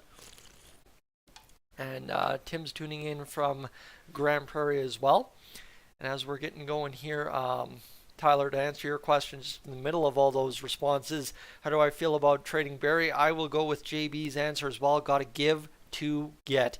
That is about as fair of a way for Ken Holland and anybody in Oilers media or any Oilers fan to put it. Is, yeah, to get Matthias Ekholm, you're going to have to subtract. And I guess the nice part is here, you look at what Evan Bouchard has done for the Oilers since Tyson Barrie was traded. I guess that's our saving grace in all this, Evan Bouchard, and what he has been able to produce since Tyson Barrie has left. I think he's more than point per game since Barrie left, so that's nice to see out of Bouchard. Obviously, scoring tonight too is a huge get, but you look at his stats so far this season, 3 goals, now 4 goals and 21 assists, so he's coming into his own. But you look at this one here, obviously he's played the game against the Jets on the 3rd since Barrie was traded, had the 3 assists against the Jets on the Saturday night game, the 7-5 weird game, and then the 3-2 win against the Sabres. He didn't have a point, but you average out those 3 assists, that's point per game. He scores again tonight,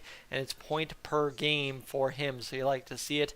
And Tom, tuning in from Nova Scotia, the Memberto Indian Reserve, thank you so much for tuning in this evening. And as well, tuning in is, I want to say that's Chewbacca, but I want to say that's some kind of other version of how you say that, from Vancouver, tuning in as well. Thank you for the kind compliment on the play-by-play.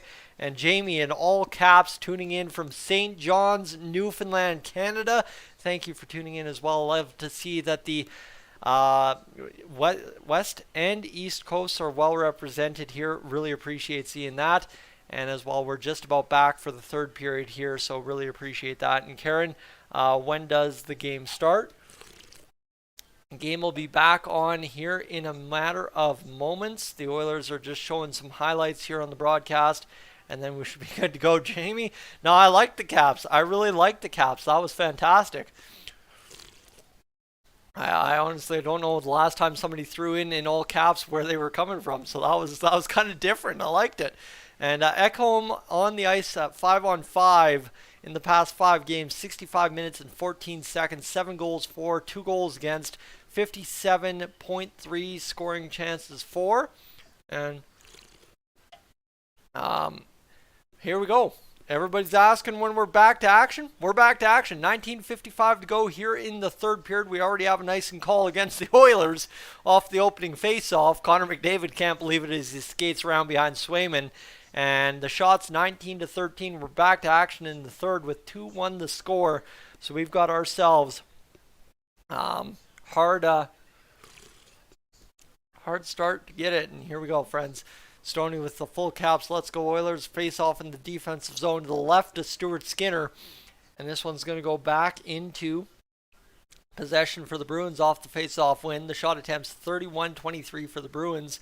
So the Oilers have gotten some lanes and luckily gotten some misses as well. We know they've gotten some misses, actually. There were a couple sketchy shots on net that went wide, and an icing call now against the Boston Bruins with 19:39 to go. So we've got a hard start to this 3rd period. The Oilers and Bruins both iced the pucks in the first 21 minutes, or 21 seconds, sorry. And that this could make for a long 20 minutes if things don't go well. All right. Here we go. Draisaitl in the face-off dot with Nugent-Hopkins and Yamamoto flanking him. Nuge wins the face-off for Dry. Comes on back down to Yamamoto, who fires the shot on net. Couldn't get it through Swayman. It was an odd shot, and here's a chance for Nugent-Hopkins in the patented right off the top of the crease spot, trying to put it far side top corner. Bruins stick to flex it over play, and for the 3rd time in 33 seconds, we have a stoppage in play. And there we go, Mark with the all caps as well. Boston, Massachusetts. I'm hoping you're not that far behind, Mark. If you are, don't mind that. Just hit that live button on the stream there. Jeffrey, thank you for hitting that subscribe button. Let's get to it. 3rd on the Oilers with 30 goals and 78 points is Nugent-Hopkins. Draisaitl talking about the face-off play with the defenseman here. Are they about to load Nugent-Hopkins into that shot position? It's a face-off on the far side of the ice. So I don't know if they're, is it near side or what are we doing here? They're We've got a broken pane of glass. Never mind. That's what's the stoppage in play here. I'm looking at everyone's walking around wondering what's going on here, and it looks like the Oilers spotted a broken pane of glass, and this will force a delay in the action, friends. 19:27 to go here in the third period of play, and we've had an icing call, and a puck deflect out of play, and apparently the glass isn't broken, so Draisaitl will lose the face-off, and McAvoy will chip it up off the boards and out of the Bruins zone. Down into the Oilers' end it goes, and Evan Bouchard chasing after it. He'll get in behind the net. 19:18 to go as the puck bounces right in front of the net. Leon Draisaitl out to play it there. He will go off of the skates of Evan Bouchard over to Ekholm. The shot from Nugent Hopkins comes in, and Swayman turns it aside, and now Nugent Hopkins back to the point. Bouchard loads the cannon, fires, deflects in front, scrambled around. That got sweaty for a second, and here's Nugent Hopkins on the near side boards. He'll go back behind the net to Leon Draisaitl, who battles his man there. McAvoy outspins him, and Leon Draisaitl takes a second to fall into the boards and gather himself as the Bruins break 3 wide down the ice, and that one bounces off Ekholm's skates right into Stuart Skinner, who will freeze up. And with 18:40 to go here in the third period, another stoppage in play. In a 1-goal game, the Bruins lead 2-1. 19-15 the shots on goal. Well, now 20-15 the shots on goal. And that's where we just kind of are sitting with a face-off to the left of Stuart Skinner. And that will be Nick Bjugstad winning the draw back as Vinny Desharnais is able to chip it for him, and it bounces weirdly off the glass. And here's Janmark bouncing around, and now Janmark tries to funnel this one to the front for Bjugstad. Couldn't do it. Fogle banging and crashing. He can't keep the puck in, and now the Bruins back the other way. They've got a 2-on-1, now 2-on-2. Diving poke check shot goes wide of the net. Thought that was only for video game moves, but that was a heck of an effort there by the Bruins. And now back the other way. Here's Warren Fogle. He's denied at the blue line, falls down. Oilers somehow keep it in, but it's actually offside. And this one's going to go back between, and now the Bruins will fire it into the Oilers zone. And this one comes around the boards, and the Oilers continue to pressure the puck here. Bruins able to come up with it. They'll skate around the Oilers' end, back to the blue line. That definitely came out.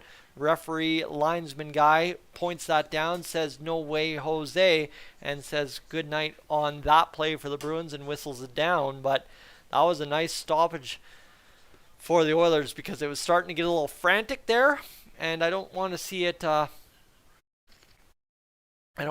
get frantic. And Kevin, I'm loving that. That's actually the best comment I've ever gotten about the TV reflections. Bruins able to win the face-off. They've got it down in their own zone. I guess maybe the Oilers had won it and dumped it in. I don't know. The face-offs happen too fast for even TV to keep up with sometimes. This puck bouncing at the Oilers' blue line. Going to be battled there by Darnell Nurse. It's able to escape the zone, and the Oilers get it back into the Bruins' end. 17:24 to go. Another icing call here. And another icing against Edmonton. We have had every stoppage of play possible here in the first 2.5 minutes to go. Wow. All right, 2-1 for the Bruins. 17:24 to go in the third period as Ryan McLeod will get this one for the Oilers, scrambled up to the near side corner on the television screen, the left wing in the Oilers zone. And this one now for Jake DeBrusk. He'll chop it back to the blue line, but played there by the Oilers, fired out into the Bruins territory. And this one thankfully not long enough for icing, so there you go. With 17:06 to go, we'll play on as the Bruins wheel out of their own end. They wheel up into the middle of the ice, across the zone, fire the shot on Skinner. He'll make the glove save, hold on, the whistle blows, and with 16:58, how about that? Another stoppage in play. And I don't want to risk any copyright restrictions. That's why I never have tried the mirror idea, but it sounds like something that could work. And Stoney, to your point, my friends, if this is a Stanley Cup preview, I am loving every second of it. I loved that first game, and this one, I think the only hesitation I have is I want to win it. I want to win it real bad. Here's the shot from The Oilers zone leads up to zone possession for Evander Kane as he pushes it into the far side corner in the Bruins zone. Now McDavid coming down, barreling, trying to keep this puck in. He couldn't do it. Ekholm out there. He'll skate it into the Bruins end. Derek Ryan battling this one, or is that Zach Hyman? That is actually Zach Hyman as he's taken hard into the boards. The Oilers separate man from puck, keep the puck alive in the Bruins end. This one deflects out. Oof, that was a quick play there for the Oilers, and it just could not find Ekholm. Instead, it's across the blue line now on a perfect beauty pass by Evan Bouchard, who goes all the way down to Ekholm, and now a chance for the Oilers to continue possession as Evander Kane had it for a brief moment. So did McDavid. It spun off both their sticks, and the Bruins back the other way as Bouchard's trying to battle there. A shot fired towards Skinner. He makes the save. Flipped out by Kane into the middle of the ice. McDavid trying to skate into it and skate onto it, but he couldn't do it there with 15:54 to go. As this one's going to go back and around in the Oilers zone as they'll skate it out.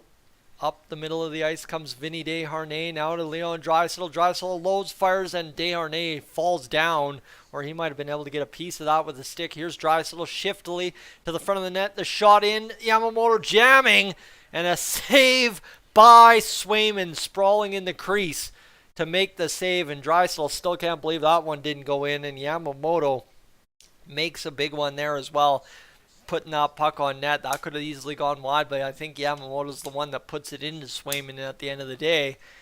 And that's another tight chance against the Boston Bruins for Kailer Yamamoto. And look at this play here by Draisaitl, shiftily around the defenseman, fires the puck on, deflects in front, Yamamoto jams it, and Swayman just scrambles onto it last second to make the save.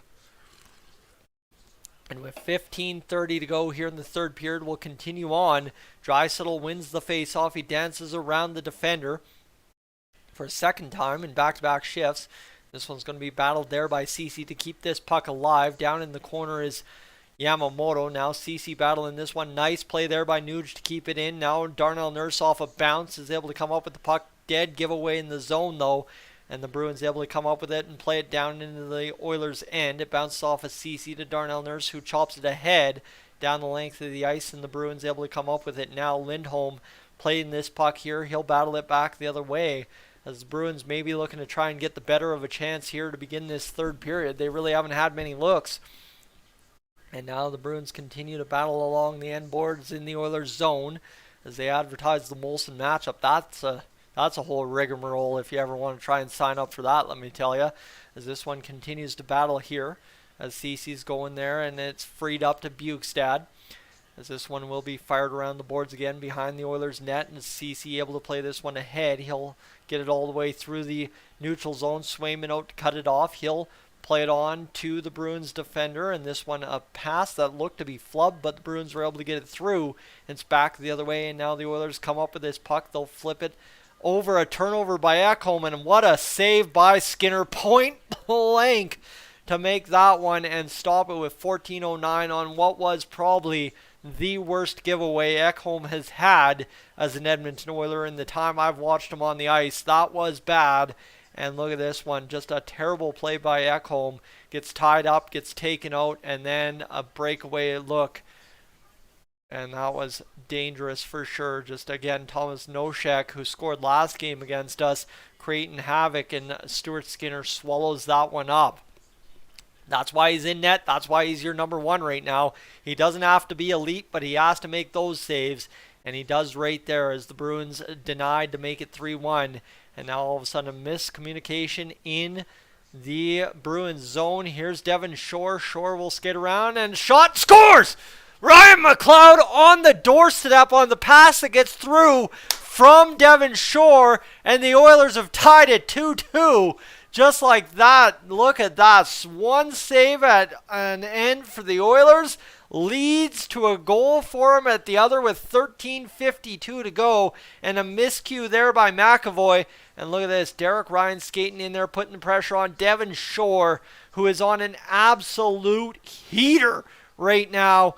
Pushes through on the turnover, gets it to Ryan McLeod the one time just on the doorstep, puts it home.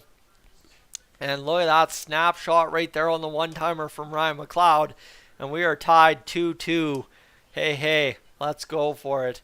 The Oilers have got it now with a 22-18 shot advantage for the Boston Bruins. Things just got interesting.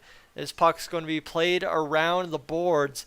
Darnell Nurse out to play this goal. First goal in last 13 games as Darnell Nurse absolutely knocks a man down to the ice. And he's still tripping over him. And Nurse is able to poke check that puck away and come up with it. So Darnell Nurse, all kinds of defensive plays right there, coming up with that puck. A couple body checks, everything right there. And now, if you didn't think I was engaged before, let's get there. Here's Matthias Ekholm down the wing. He'll fire the shot off the side of the net. And the Oilers in a 2-2 game. The desperation is about to ratchet up. 13:08 to go in this third period. Backhanded across. Evan Bouchard plays that puck off of Bruin, and now 2-on-2 the other way. The shot denied there. Bouchard knocks it free, and here comes Yamamoto. He'll get it free to the Oilers, and now Yamamoto carries on as he is, though, denied by the Bruins defense, standing him up at the blue line. Bouchard into the play, over to Ekholm on the near side, over to the far side. Draisaitl will spin, look for an option. It's batted away from him. We've got 12:39 to go in this third period, and while the play is still in the Oilers' end, I need to have a drink of water. Seriously. Here comes the puck, turned back by Nugent Hopkins into the Bruins zone. The Oilers really need to do something here. You've got the Bruins at 2-2. You can be the team that prevents them from hitting the 50-win mark the fastest in NHL history. McLeod's 11th goal of the year from Devon Shore's 7th assist. So Devon Shore getting it going, and this one's going to be an icing call against the Boston Bruins. And JLS, you know what? If these refs aren't calling anything in your opinion against the Bruins, I will take that, because if the Oilers can beat the Bruins without getting any calls, that means the world and a half to me as an Oilers fan tonight. And obviously with 12:10 to go, I don't want to say I'm getting excited, but I am getting very, very excited about the possibilities we have available to us. And it is 10-4 for the Dallas Stars over the Buffalo Sabres. What in the world has happened there? I saw 10-4 in the chat, but I didn't know what it was about, and that would be what that's about. The Dallas Stars beating up on the Buffalo Sabres. Absolutely silly town. And this is going to be Brett Kulak backhanding it off the boards for the Bruins. Or Oilers, sorry. Silly. Starting to get late in the game. Start making mistakes. But the Bruins able to get this one in their own zone. Frederick's going to play it there. Instead, turn it over to the Oilers defense on the failed zone clear. Back into the Bruins zone it comes. And it will be an icing call with a 11:41 to go in this game. So what would have been a television timeout right there will instead be continue on and more action for us with 11:41 to go in this third period. The icing call forces the players to get right back to work. So for the Oilers right now, we are just about into what will be the back half of this third period. Face-off tied up between Bukestad and Bergeron, so they'll do it again as the linesman never dropped the puck. And both right-hand shots get to work, and the Oilers win it ahead. So there you go. Nick Bukestad, the defensive specialist, wins the face-off for the Oilers. And here's Warren Foegele getting to the puck first. Two Bruins collide with him. Ryan McLeod in there trying to free it up. Here's, well, Derek Ryan playing it around the boards to Brett Kulak? Darnell Nurse. Nope, that's Darnell Nurse. And now we play on here. What would have been a television timeout, and I'm sure we'll get punished with an extra long one here as rimmed around the boards. And this will be an sorry. Is this a penalty? Yes, it's a penalty against the Bruins. Bergeron fired it up and out of play. So we will have a power play for the Edmonton Oilers here in a 2-2 game, friends. We are just about there. 11:17 to go and a decision pending, but it's 2-2, and the Oilers are looking like they are just about to maybe take control of this game if they can find a way to score on this power play. But before we get there, friends, what I want to say to you, if you're new to the channel, thank you so much for spending your evening with me. It really means the world to me. To see 228 of you tuning into a live stream here on Dolynny TV, that is absolutely fantastic. And secondary to that, if you would consider sticking around and staying as part of Dolynny TV, hitting that subscribe button and potentially tuning into more broadcasts going forward, and secondarily being available to watch my broadcast up in Cold Lake. We'll have 7 games here on Dolynny TV up in Cold Lake in the weekend. at the end of March, beginning of April, and I'm trying to wow the socks off of the host committee up in Cold Lake that have decided to give me a second go around for the second year in a row, and I would love to have you be able to be a big part of that success as to why that host committee says the best broadcast in Alberta for a provincial tournament was Dolynny TV. I'd love to have you help me do that for sure. All right, that was a weird, I really didn't know how to say what I was trying to say, but I think I got it through to you, and obviously I think the plea is working out. 1,100 or 11,185 subscribers now on the channel, so I really appreciate that, and thank you so much to everybody that's dropped some kind words about the play-by-play. Really appreciate that here tonight as well. And Flipperdo and Ace have just joined the chat as well as Festus coming in with the smiley face. And here we are getting things going tonight. Terry, Miss Kitty says hi. Oh, Miss Kitty. Okay, we've got a kitty watching us as well. Farm Girl coming in as well, and BitLife coming in as well. So everybody, all the regulars coming into the stream now. So we should be rocking and rolling. Breaded chicken and coming in here as well. We're getting ready for this Oilers power play. Was the face-off is won by the Oilers out of the zone. That's been a struggle so far, is lining Evan Bouchard up at the right time. And sorry, that puck wasn't fired out of play by Bergeron. It was a holding call. The heck, what am I doing? William Costa, welcome in. As here comes Connor McDavid looking for the kill shot here on the Bruins. Bouchard fires up. Now a chance for the Oilers to get it back to the blue line, over to the near side to McDavid. He'll rim it around the boards. It comes to the Bruins, who will deflect it off once, twice, and out of the zone down to Stuart Skinner. And this camera is winding around real hot. As friends, welcome everybody that regularly tunes in that's just now tuning in. The Oilers' last 10 games played, 35.3% on the power play. Here comes Connor McDavid across the blue line. He carries in. He's going to be denied there by the Bruins, and again batted down the ice. $1:12 to go here in this first power play of the period for the Oilers, as they will carry ahead. Bouchard backhands it again to Leon Draisaitl, who lumbers through the neutral zone off to the option. Zach Hyman, and again knocked out by the Boston Bruins, and this is where it kind of comes down to the nitty-gritty of it. The Oilers have killed the Bruins power plays and had one goal disallowed on one, so now the Bruins looking to do the same to the Oilers, as here comes Connor McDavid with 40 seconds in behind the net. The shot from Hyman, played in front, denied by Swayman, and the puck goes out of play. Oh, I mean, you saw last second, you saw McDavid turn to the backhand, Hyman in front, and the puck's whacked on net and goes up and out of play. It is, as Smurfy said, crunch time. Justin, welcome in. And I think we've missed everybody else out here. I don't know. Let's see what we got going. Go Oilers as well. Welcome in. And Cowboy, welcome in. All right. Here we go. Face-off in the Bruins zone. Turned back by the face-off win of the Bruins and fired down the length of the ice. Stuart Skinner, though, astutely out of his net to cut it off with a glove and stick combo, and the Oilers will come back with the second unit. The depth scoring's been there tonight, doing the job. It's obviously been McLeod and Bouchard, the Baco boys, getting the job done, so we look forward to seeing them do that as well. Two drafted and developed boys as well. Darnell Nurse fires the shot. It goes somehow cleanly all the way through to the net. Jeremy Swayman the chest save, and we will have a stoppage in play. Ryan, you're coming in saying it's a loss for the Penguins. What's the loss for the Penguins here? I'm actually interested. I want to see if that Dallas game's gotten out of control any further. Looks like it finished 10-4, but just so we know here, the Penguins lost 4-3 in OT. Okay, that's what we're talking about. 1-0 final for the Hurricanes over top of the Flyers as well. So here we go. Friends, a face-off with 13 seconds to go in this never-ending power play. The fountain of youth has been found for the time on this power play, as it's been cleared out multiple times by the Bruins, and the Oilers yet to have concrete hard time in the offensive zone. The shot fired by Nurse deflects wide of the net. This one goes around behind the net, and now here's McDavid battling there on the power play that is now ended. 9:17 to go here in this third period of play. Draisaitl bats it off the boards right onto the stick of Krejci, who will fire it in. He gets dumped, and now here comes Darnell Nurse. It will be flipped into the Oilers' end. Icing call. Clem Hawks, good evening. And Rob, you're saying Dallas, the sleeper team this year. I don't know. Dallas is leading their division last I checked. I wouldn't exactly call them a sleeper. Austin, welcome in. Friends, this game has been absolutely unreal. All right.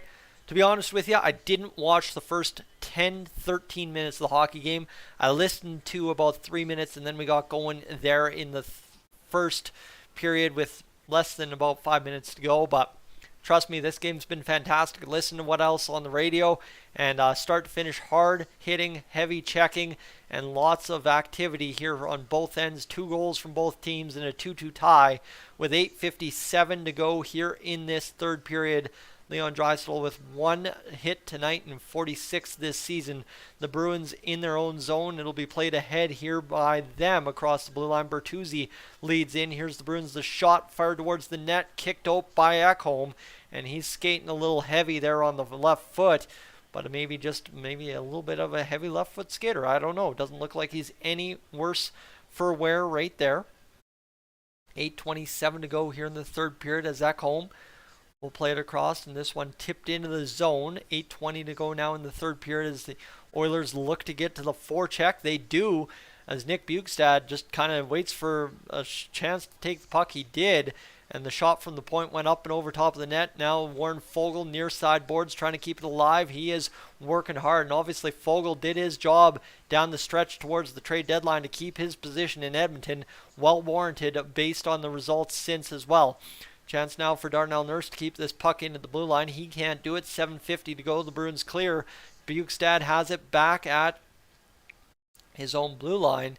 And now 7:45 to go here in this third period as time winds down.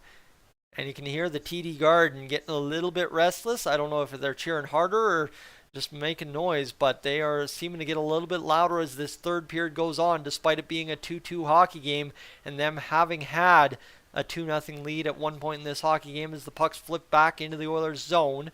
This one in behind the net, fired around now by the Oilers and up to the near side boards, Devon Shore. He'll chip and chase into the Bruins end. This one looks to be backhanded there. The Oilers able to come up with it. Shot towards the net by Derek Ryan goes wide. Nice find there from Ryan McLeod. The Bruins have it. They'll play it out in the middle of their zone. Clear it back to the blue line, and a chip play there by the Oilers, almost able to turn it over for Nugent Hopkins on a bad play by the Bruins. Instead, a puck hops off a couple players down the length of the ice for an icing call, and we will have yet another stoppage in play, this time with 6:53 to go, and Epiphany welcome in as well. We're liking it. As Skinner was first star in Buffalo this week and looked very good in net. Jack, you're not wrong. He was looking very good against that Buffalo team. And again tonight, 2 goals against. So we'll see what comes out of it. And Clem, you're wishing I let you call hockey. Well, you go practice your hockey play-by-play, and then maybe next season we'll get you up here on Dolynny TV. As we'll let you toil in the minor leagues another season. Percolate, develop. That's the terms. Ken Holland things. 6:40 to go here in this third period. Pucks fired in by the Bruins around the boards. Vinny Desharnais will come up and play this one here. The Oilers will backhand it out of the zone, and the Bruins able to come up with this puck momentarily in the neutral before Nugent Hopkins, who I think Nugent Hopkins has had a very sneaky good game today. He's definitely been harder on the forechecks, harder on pucks, and trying to win 50-50 battles, and I think it just goes to show the Oilers really, when they are challenged by a good team, they want to win, and it's looking like it. I don't know what to say when they're playing a bad team, because I don't understand that team that plays bad teams, but that's besides the point. As the backhand shot towards Skinner, save made with 6 minutes to go. We don't mind that. And Stoney, playoff beard. Yeah, I will be growing the playoff beard again this year. I think what I'm going to do is grow it out from here until the end of April, the end of the season, and then I'm going to do mustache down into handlebars, down into the chin strap, down in here, and leave the chin free. It's going to be an absolute disgusting display of facial hair, but it's going to be fantastic. All right, here we go. What do we got? BitLife's remembering when Nugent Hopkins fought Justin Holl. That was on a Dolynny TV live stream as well. That was a pretty fantastic moment in Oilers history right there when Nugent Hopkins took it to Justin Holl for hitting Yamamoto. That was actually really fun. And as we sit, friends, I just want to say I feel so bad For the folks that are tuning into last game's live stream against the Boston Bruins, currently that live stream has 68 views in the last 60 minutes. So more than a person per minute has been watching that live stream and thinking it's tonight's game. That really, really sucks. That said, friends, if you are new to Dolynny TV, you've been enjoying the play-by-play here this evening, whether for 5 minutes or 10 minutes, and you're like, oh, I know exactly where he's going, well, I'd love to have you hit that subscribe button. If I haven't made that clear enough by the end of this stream, and I'm sorry to all of you that already have, I just really want to try and knock things out of the park here the rest of the regular season, because as much as that tournament at the end of March means the world to me, knocking it out of the park during the playoffs for the first time in my life will mean the world to me. Obviously didn't stream last year's playoffs. The year before didn't either, and the season before I had a mental breakdown live during game 1 against the Hawks. So we're hoping for much better results this year, and I think too it will be by virtue of the numbers for sure. So here we go. Let's see what we got. Apparently, JT says the Knights are in overtime. So what do we got? The Knights win 4-3 in overtime against the Tampa Bay Lightning. So if we can pull out a regulation win here, that's going to go a long ways. And the Bruins able to win the face-off here. We're inside the final 6 minutes of play here in this third period of play. And here's McDavid skating up the zone. He's tripped down. No call on the play as the Bruins touch up the puck, and now they continue back the other way. That looks like the old way of doing hockey for the Oilers against teams back when Connor was just a rookie. He goes blitzing into the zone, gets hauled down. No call, and here we go. Evan Bouchard leaves it there for Connor McDavid, who is buzzing on this shift. I mean, Connor is buzzing. 5:28 to go here in this third period of play. I'm going to put the arms together and focus in. Forget about the chat a moment. And Evan Bouchard is able to skate the puck down for an icing call. So we'll have a face-off in the Bruins zone. And hopefully just a positive result. I wanted a face-off win. I already got my face-off win, so I can't ask for another one. And Epiphany coming in with another unfortunate scoreboard update. LA is leading Colorado 2-0. That I can't work with that either. 5:21 to go here in the third period of play. 2-2 between the Bruins and Oilers. Draisaitl wins it back. But unfortunately, Nugent Hopkins was tied up as well. So the Bruins able to backhand it into the Oilers zone. Cody Ceci out to play this puck. He'll get it to Darnell Nurse, who will play it up off the glass and into the neutral zone. Nuge battles it free there. Krejci gets it across in the Oilers zone. The shot towards the net deflects wide, and the Oilers able to pick up here, and comes Nugent Hopkins. He'll fire it in off of the boards with Swayman out to play it. Nice play there by the Oilers to recollect. They'll get it back to the blue line. Nurse fires the shot. Tipped in front. Nugent Hopkins or Darnell Nurse have made it a 3-2 hockey game for the Edmonton Oilers on top of the Boston Bruins. Let's go. That fan can't believe it, nor can I. Darnell Nurse with Nugent Hopkins in front gets it going, and it is 3-2 for the Oilers. Like I said, this game very unlikely to hit the over. Now it's a goal from, but look at that. What a shot there from the point by Darnell Nurse with all the traffic in front, and he just fires it right through Jeremy Swayman. It is Darnell Nurse's goal. Hey, let's go. That is a huge goal for Darnell Nurse at the biggest time for the Oilers. We got 4:49 to go. Let's shut it down. The comeback complete, but there's still 4:49 to seal it. As the Bruins off the face-off win, play it in behind their own net. The Oilers immediately to the attack. Darnell Nurse skates around in front of the net. He turns it over to the Bruins, who will now escape back the other way. Discombobulated. 4-on-2 allows Stuart Skinner to get over the net, play the puck. The Bruins knock it down again. Nurse seeing that, fired off the short side, hammered back in by the Bruins, kicked out by Stuart Skinner, blocked by Cody Ceci. Back to the defense are the Oilers. Shot from the slot, deflects in front, up over top of the net. And now a chance here for Evander Kane to clear. He does. And Connor McDavid trying to free it up. And here's the pass to McDavid. He's across the blue line. McDavid turned back there by the Bruins. Nurse's 7th of the season from Ceci and Draisaitl. And oh no, Connor McDavid was just taken down and he is hurt. He's not, he's getting up off the ice. He's skating and his leg is hurting. Connor McDavid heads to the bench. He's still skating. He looks fine. He's hurt. But he's fine. As here's Pastrnak firing the shot. Deflects off of the boards, and now again the Bruins will fire the shot. 3:37 to go here in this third period of play. The Bruins back to the blue line. They're looking to fire the shot. Comes in, fired, deflects wide. And this one now, Brad Marchand across to the blue line for the Bruins. 3:20 remains. The Oilers able to escape the zone. Pushing back the other way, Derek Ryan. And again, the depth scoring for the Oilers has been absolutely fantastic this game. Bouchard, McLeod, and Darnell Nurse putting in the goals tonight, right? Darnell Nurse, we expect a lot of things out of him for 9.25 or whatever he gets paid. Bouchard just got stapled.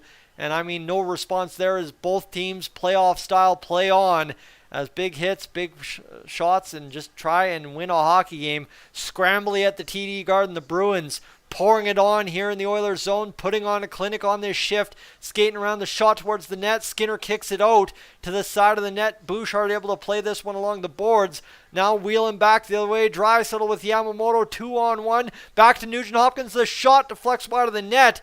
Yamamoto picks it up. He's taken down. Bruins able to get it going back the other way as they will come on 1-on-3. Sealed off there by CC. Nurse around his net on the pickup. Fires it up the near side boards. Tipped in there by the Oilers. Janmark skates into the puck. Fires it wide. Comes back to the high blue line. The Bruins pick it up. And now 2-on-2. 3-on-2. 3-on-3 back the other way for the Bruins. As that one falls apart right there. As with 2 minutes to go.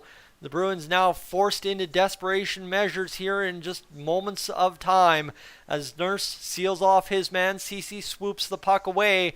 Puck goes up and out of play, and we will have a whistle. 3-2 the Oilers lead with a $1:51 to go in the third period of play. Connor McDavid is going to jump across the boards. He is ready, and he is looking at coach saying, man, you put me on the ice right here, right now, and I will finish this game for you. That's what he's saying, that look on his face, and that's been Connor McDavid. He collided knee on knee with Derek Ryan, who just could not believe he had taken Connor McDavid down.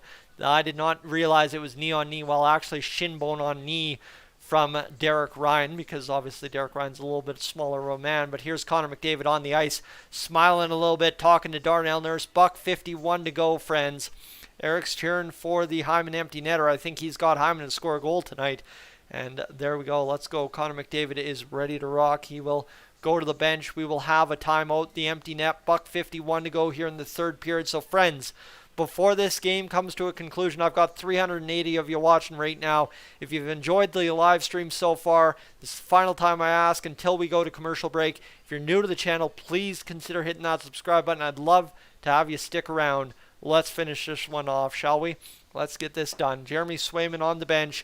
$1:51 to go here in this third period play. 3-2 the score for the Edmonton Oilers against the Boston Bruins here. And we are this close to getting this done. I'm just going to take a quick look at how Patrick Stream's coming along. Looks like he's bumped up since I last checked. So let's get this done and dusted. $1:51 to go here in this third period. That's the big number that matters. Empty net for the Bruins. Scotty, as you say, Connor McDavid's just fine. And he is ready to try and lead his team to victory in the final 111 seconds against the Boston Bruins at TD Garden in what has been two classic games between the Oilers and Bruins this season. The puck fired around the boards by the Bruins off the face-off win. They will come to the near side. Connor McDavid tries to turn them back. The Bruins will fire up the short side one-timer, and that will be a save for Stuart Skinner, a big one there. I appreciate everybody keeping me up to date with the numbers on the stream too in the chat. That always means we're doing something special tonight, and I couldn't do it without all you. And that was just a clean shot there by the one-timer of Pastrnak on Stuart Skinner, who makes an absolute beauty of a save. And now with a $1:39 to go, we've still got time on the board for the Bruins and Oilers to decide something here. Charlie McAvoy at the point distributes down to Brad Marchand, who's standing at the near side dot, fires the shot. Another clutch key save by Stuart Skinner. with 1:29 to go in this third period. I have not been, you know what, that last game against the Bruins was fun and all. This one has been an absolute beauty. Third period, less than a minute 30 remaining, and this Oilers team is just moments away from hopefully doing something that I don't think too many people would have given them credit for here earlier in the game, down 2-0 as the puck's battled along the near side corner. The Oilers able to come up with it, and here skating away is Connor McDavid, chipping to Ryan Nugent-Hopkins for the empty net. Oh no! He misses it by 6 inches. The Oilers along the near side boards trying to fight this puck free. $1:08 remains in this third period as the Bruins will take 4 more seconds to get out of their own zone at minimum. And with 59, they exit the zone, and here comes Pastrnak across the line as the Oilers free it up for a brief moment in their own end. Poke free to Darnell Nurse, who will backhand around. Ceci and Nurse, the D pairing on the ice. The Bruins with control at the near side point. 45 seconds to go in this hockey game. To the high point for the Bruins. The shot coming, fired through, deflects in front, up off the near side glass. And that's Connor McDavid tying that one up there. Fired to the point, kept in briefly. Leon Draisaitl able to dance around and escape the zone. And Connor McDavid, here's McDavid, one guy to beat. He will drag to the front of the net. He will overhandle the puck. Connor McDavid mishandles it. Now he fires a shot, misses wide again. 16 seconds to go in the third period. The Bruins able to play this one out. Nick Bjugstad on the ice. The Oilers play it ahead. Shot all the way down in the Bruins zone. Here's Evander Kane. Friends, the Oilers have taken the game 3-2 over the Bruins in an absolute classic to beat the Bruins and keep pace with the Vegas Golden Knights winning in regulation. A much needed huge victory. Friends, if you enjoy Oilers wins, if you enjoy hearing La Bomba post-game, hit the like button on the stream. Thank you so much for tuning in tonight. This was an absolute beauty of the game. Connor McDavid down and out after a knee from Derek Ryan. Comes back, misses once, twice on net, and what an absolute gem turned in by Stuart Skinner and the Edmonton Oilers, friends. My goodness, what a hockey game tonight. With that, I will, before you tune out, one last time plead to you, if you're new to the channel and you enjoyed any bit of this stream tonight, please hit that subscribe button. I want to do this all over again next game and going into the playoffs, and I think we absolutely can. So make sure to do that. And friends, with that, shall we get into the post-game edition of this live stream? I think we shall, and then we'll get the post-game up, friends. A beautiful, wonderful, crazy game.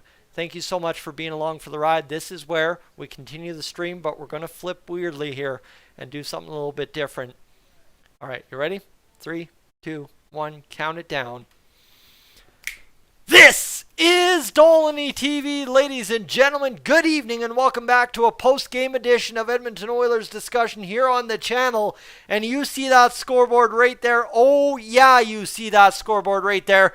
It was a 3-2 final for the Bruins last time out, and oh yeah, it's a 3-2 final this time out for the Edmonton Oilers, who take the back half of the 2-game series against the Bruins this season. And it was, as was the last one, an absolute gem beauty of a hockey game between these two teams. And if you need any more reason to doubt that this will not be a Stanley Cup final matchup, doubt no more. I don't even think that makes sense. Scratch whatever I just said. I'm deprived of oxygen. That was the craziest live stream I've done in a long while. If you're watching this back in video form, if you're still watching along on the live stream, you know that I got no oxygen to do this next 8 minutes or so that it's going to take me through. But it's a 3-2 victory for the Oilers, friends, and we're going to recap it right here, right now, in the next little bit. But before we get there, and again, I'm going to apologize to the live stream quickly because you just saw this a moment ago. But friends, if you're new to the channel and you want to stick around for more Oilers discussion here on Dolynny TV, I'd love to have you aboard. We just crossed over 11,200 tonight, so if you'd be so kind, consider hitting that subscribe button, would you? With that, the Oilers, a 3-2 game, and after 2 periods of play, it still wasn't looking good. After one period of play, it was looking real bad, looking really dangerous. Like the Oilers were going to blow this one really bad, right? 2 soft goals in a lot of people's opinion after one period of play. The Bruins only 2 goals of the game, by the way. And, well, you know what? Yeah, Stuart Skinner looking a little shaky on the first 10 shots. Then turns in 18 straight saves, and the Oilers win 3-2. I said at the end of the first period, if you've been watching the live stream or you were at all in the live stream, you know I said at the end of the first period, the Oilers just need average goaltending and good offense to win this game or any game. The offense shows up, and it's the depth scoring that shows up for the Oilers. Nobody named McDavid, Draisaitl, or Nugent Hopkins scores any of the 3 goals. Hey, Zach Hyman's the guy too, Tyson. But none of those guys score a goal, and the Oilers somehow, someway find a way to win a hockey game, and a big-time, beautiful one against the Boston Bruins, a big-time, meaningful one against the Boston Bruins. And that was a huge game for the Oilers. So let's recap it here in what was a big-time victory. I can't say that enough. 80 points on the season. We are 15 away from clinching a playoff spot in my mind. And this is how it breaks down in the scoring department. My friends, Brad Marchand scores goal number 20 of the season. I believe that was the Bruins' first shot of the period. I was listening on the radio broadcast. Kind of hard to tell, but I think that was Marchand's first shot of the game and the Bruins' first. Pastrnak and Carlo get the assists, and then David Pastrnak on the final shot of the period with .3 left on the clock. A turnover there by the Edmonton Oilers goalkeeper, Stuart Skinner, who had let in a softie on Marchand earlier. Turns into a little bit of a scramble in front of the net where the Oilers are getting deked out by the guy in the corner, and then it goes to the slot, and Pastrnak does Pastrnak things and just absolutely blitzes it home through Skinner, and he's looking scrambly, and we're down 2-0 after one period of play, and I'm like, oh man, I just fired up the stream. This is not the way I wanted it to go. So we're down 2-0 after one period of play. I give that big impassioned rant about what the Oilers' goaltending and offense has to do to win hockey games. And then we play half a period, and it's going back and forth. The Oilers are sticking with it. They're doing good. They're having fun. And here we go. The Oilers facing the Bruins winning their 50th game of the year, fastest in NHL history, have to find in the back half of the hockey game a period and a half effort to win a game in regulation to keep pace with the Vegas Golden Knights. Evan Bouchard gets the first goal in that effort as Matthias Janmark. I mean, this was a huge one for the Oilers. Matthias Janmark comes up with a puck in the defensive zone. He goes for a skate. He gets lumbering down the ice. Evan Bouchard's the 3-on-1 trailer. He just absolutely blitzes home a patent Bouchard wrister and gets his 4th goal of the season, his first goal in 44 games, and Matthias Janmark picks up his 13th assist. He's quietly having a pretty solid depth season for the Edmonton Oilers. And then, well, hey, all heck breaks loose in that third period for the Oilers, who needed a third period effort like they have not had all season, and that was about as good of a third period effort as I have seen the Oilers have all year. Ryan McLeod on a beauty of a pass by Devon Shore on a turnover in the Bruins zone puts home the one-timer past Swayman, and his 11th of the year tied the hockey game with 6:08 gone in the third period. And then with about 5 minutes to go in the third period, the Oilers somehow find a puck defensively for the Blue Liners in the offensive zone. Ceci across to Nurse, who fires a shot on net, and the fans in the building couldn't believe it, but Darnell Nurse puts his 7th goal of the season through Jeremy Swayman, the assist to Cody Ceci and Leon Draisaitl, and it ends up being a big-time goal for the Edmonton Oilers, who, as the text message that just came in comes in, they insert a 7-letter word that starts with F. Pulled it off, baby. That's how we're feeling post-game according to the text messages coming into Dolynny TV tonight. The Oilers had one power play. All the power plays in this game were fruitless for both teams, all 3 of them. And it's a 5-on-5 grinded out battle. A 28 save or shot performance for the Boston Bruins that results in a 26 save performance for Stuart Skinner. The Oilers win 3-2. Skinner with a .929 save percentage and a heck of an effort turned in. Swayman not that bad either, .864, but he was solid, making some 10-bellers earlier in the game. The Oilers face-offs were fantastic as well, and obviously just doing their thing. Overall, actually, the Oilers kind of sucked in the face-off draw other than Ryan McLeod. Sorry, I take that back. But it was a great game overall, friends. And you know what? The best part of it is we are done facing the Bruins until the Cup final. Yeah, that's what we're talking about. I tell you, we are the NHL Western Conference favorites for the Stanley Cup final. I would say in this, I've said it a million times, I think we're Stanley Cup favorites. I think we are absolutely favorites to make it all the way to the final at bare minimum. And tonight we proved that, a measuring stick game against the Boston Bruins, in a fashion of which, right, this is similar to our series against Colorado late after Jay Woodcroft took over last year. Well, you look at this here, is the Oilers measure up against the Bruins, lose 3-2 last game, and then come out here and win this one 3-2. New and improved team, so you like to see it. And it looks like that Tampa and Vegas game got really greasy. Really greasy. I wouldn't be surprised to see some suspensions come out of that one.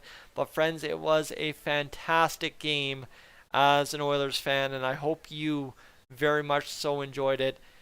What did I miss? Play La Bamba, baby. That is how you win a hockey game. That's how we want to watch the Oilers do it. And that final $151 with the empty net, they got the job done, and we found a way to absolutely win a beauty of a hockey game against the Boston Bruins. Have a great night. We'll talk to you tomorrow. I'm up on out of here. And if you've been tuning in the live stream, friends, thank you so much for spending your evening with me. Really appreciate it.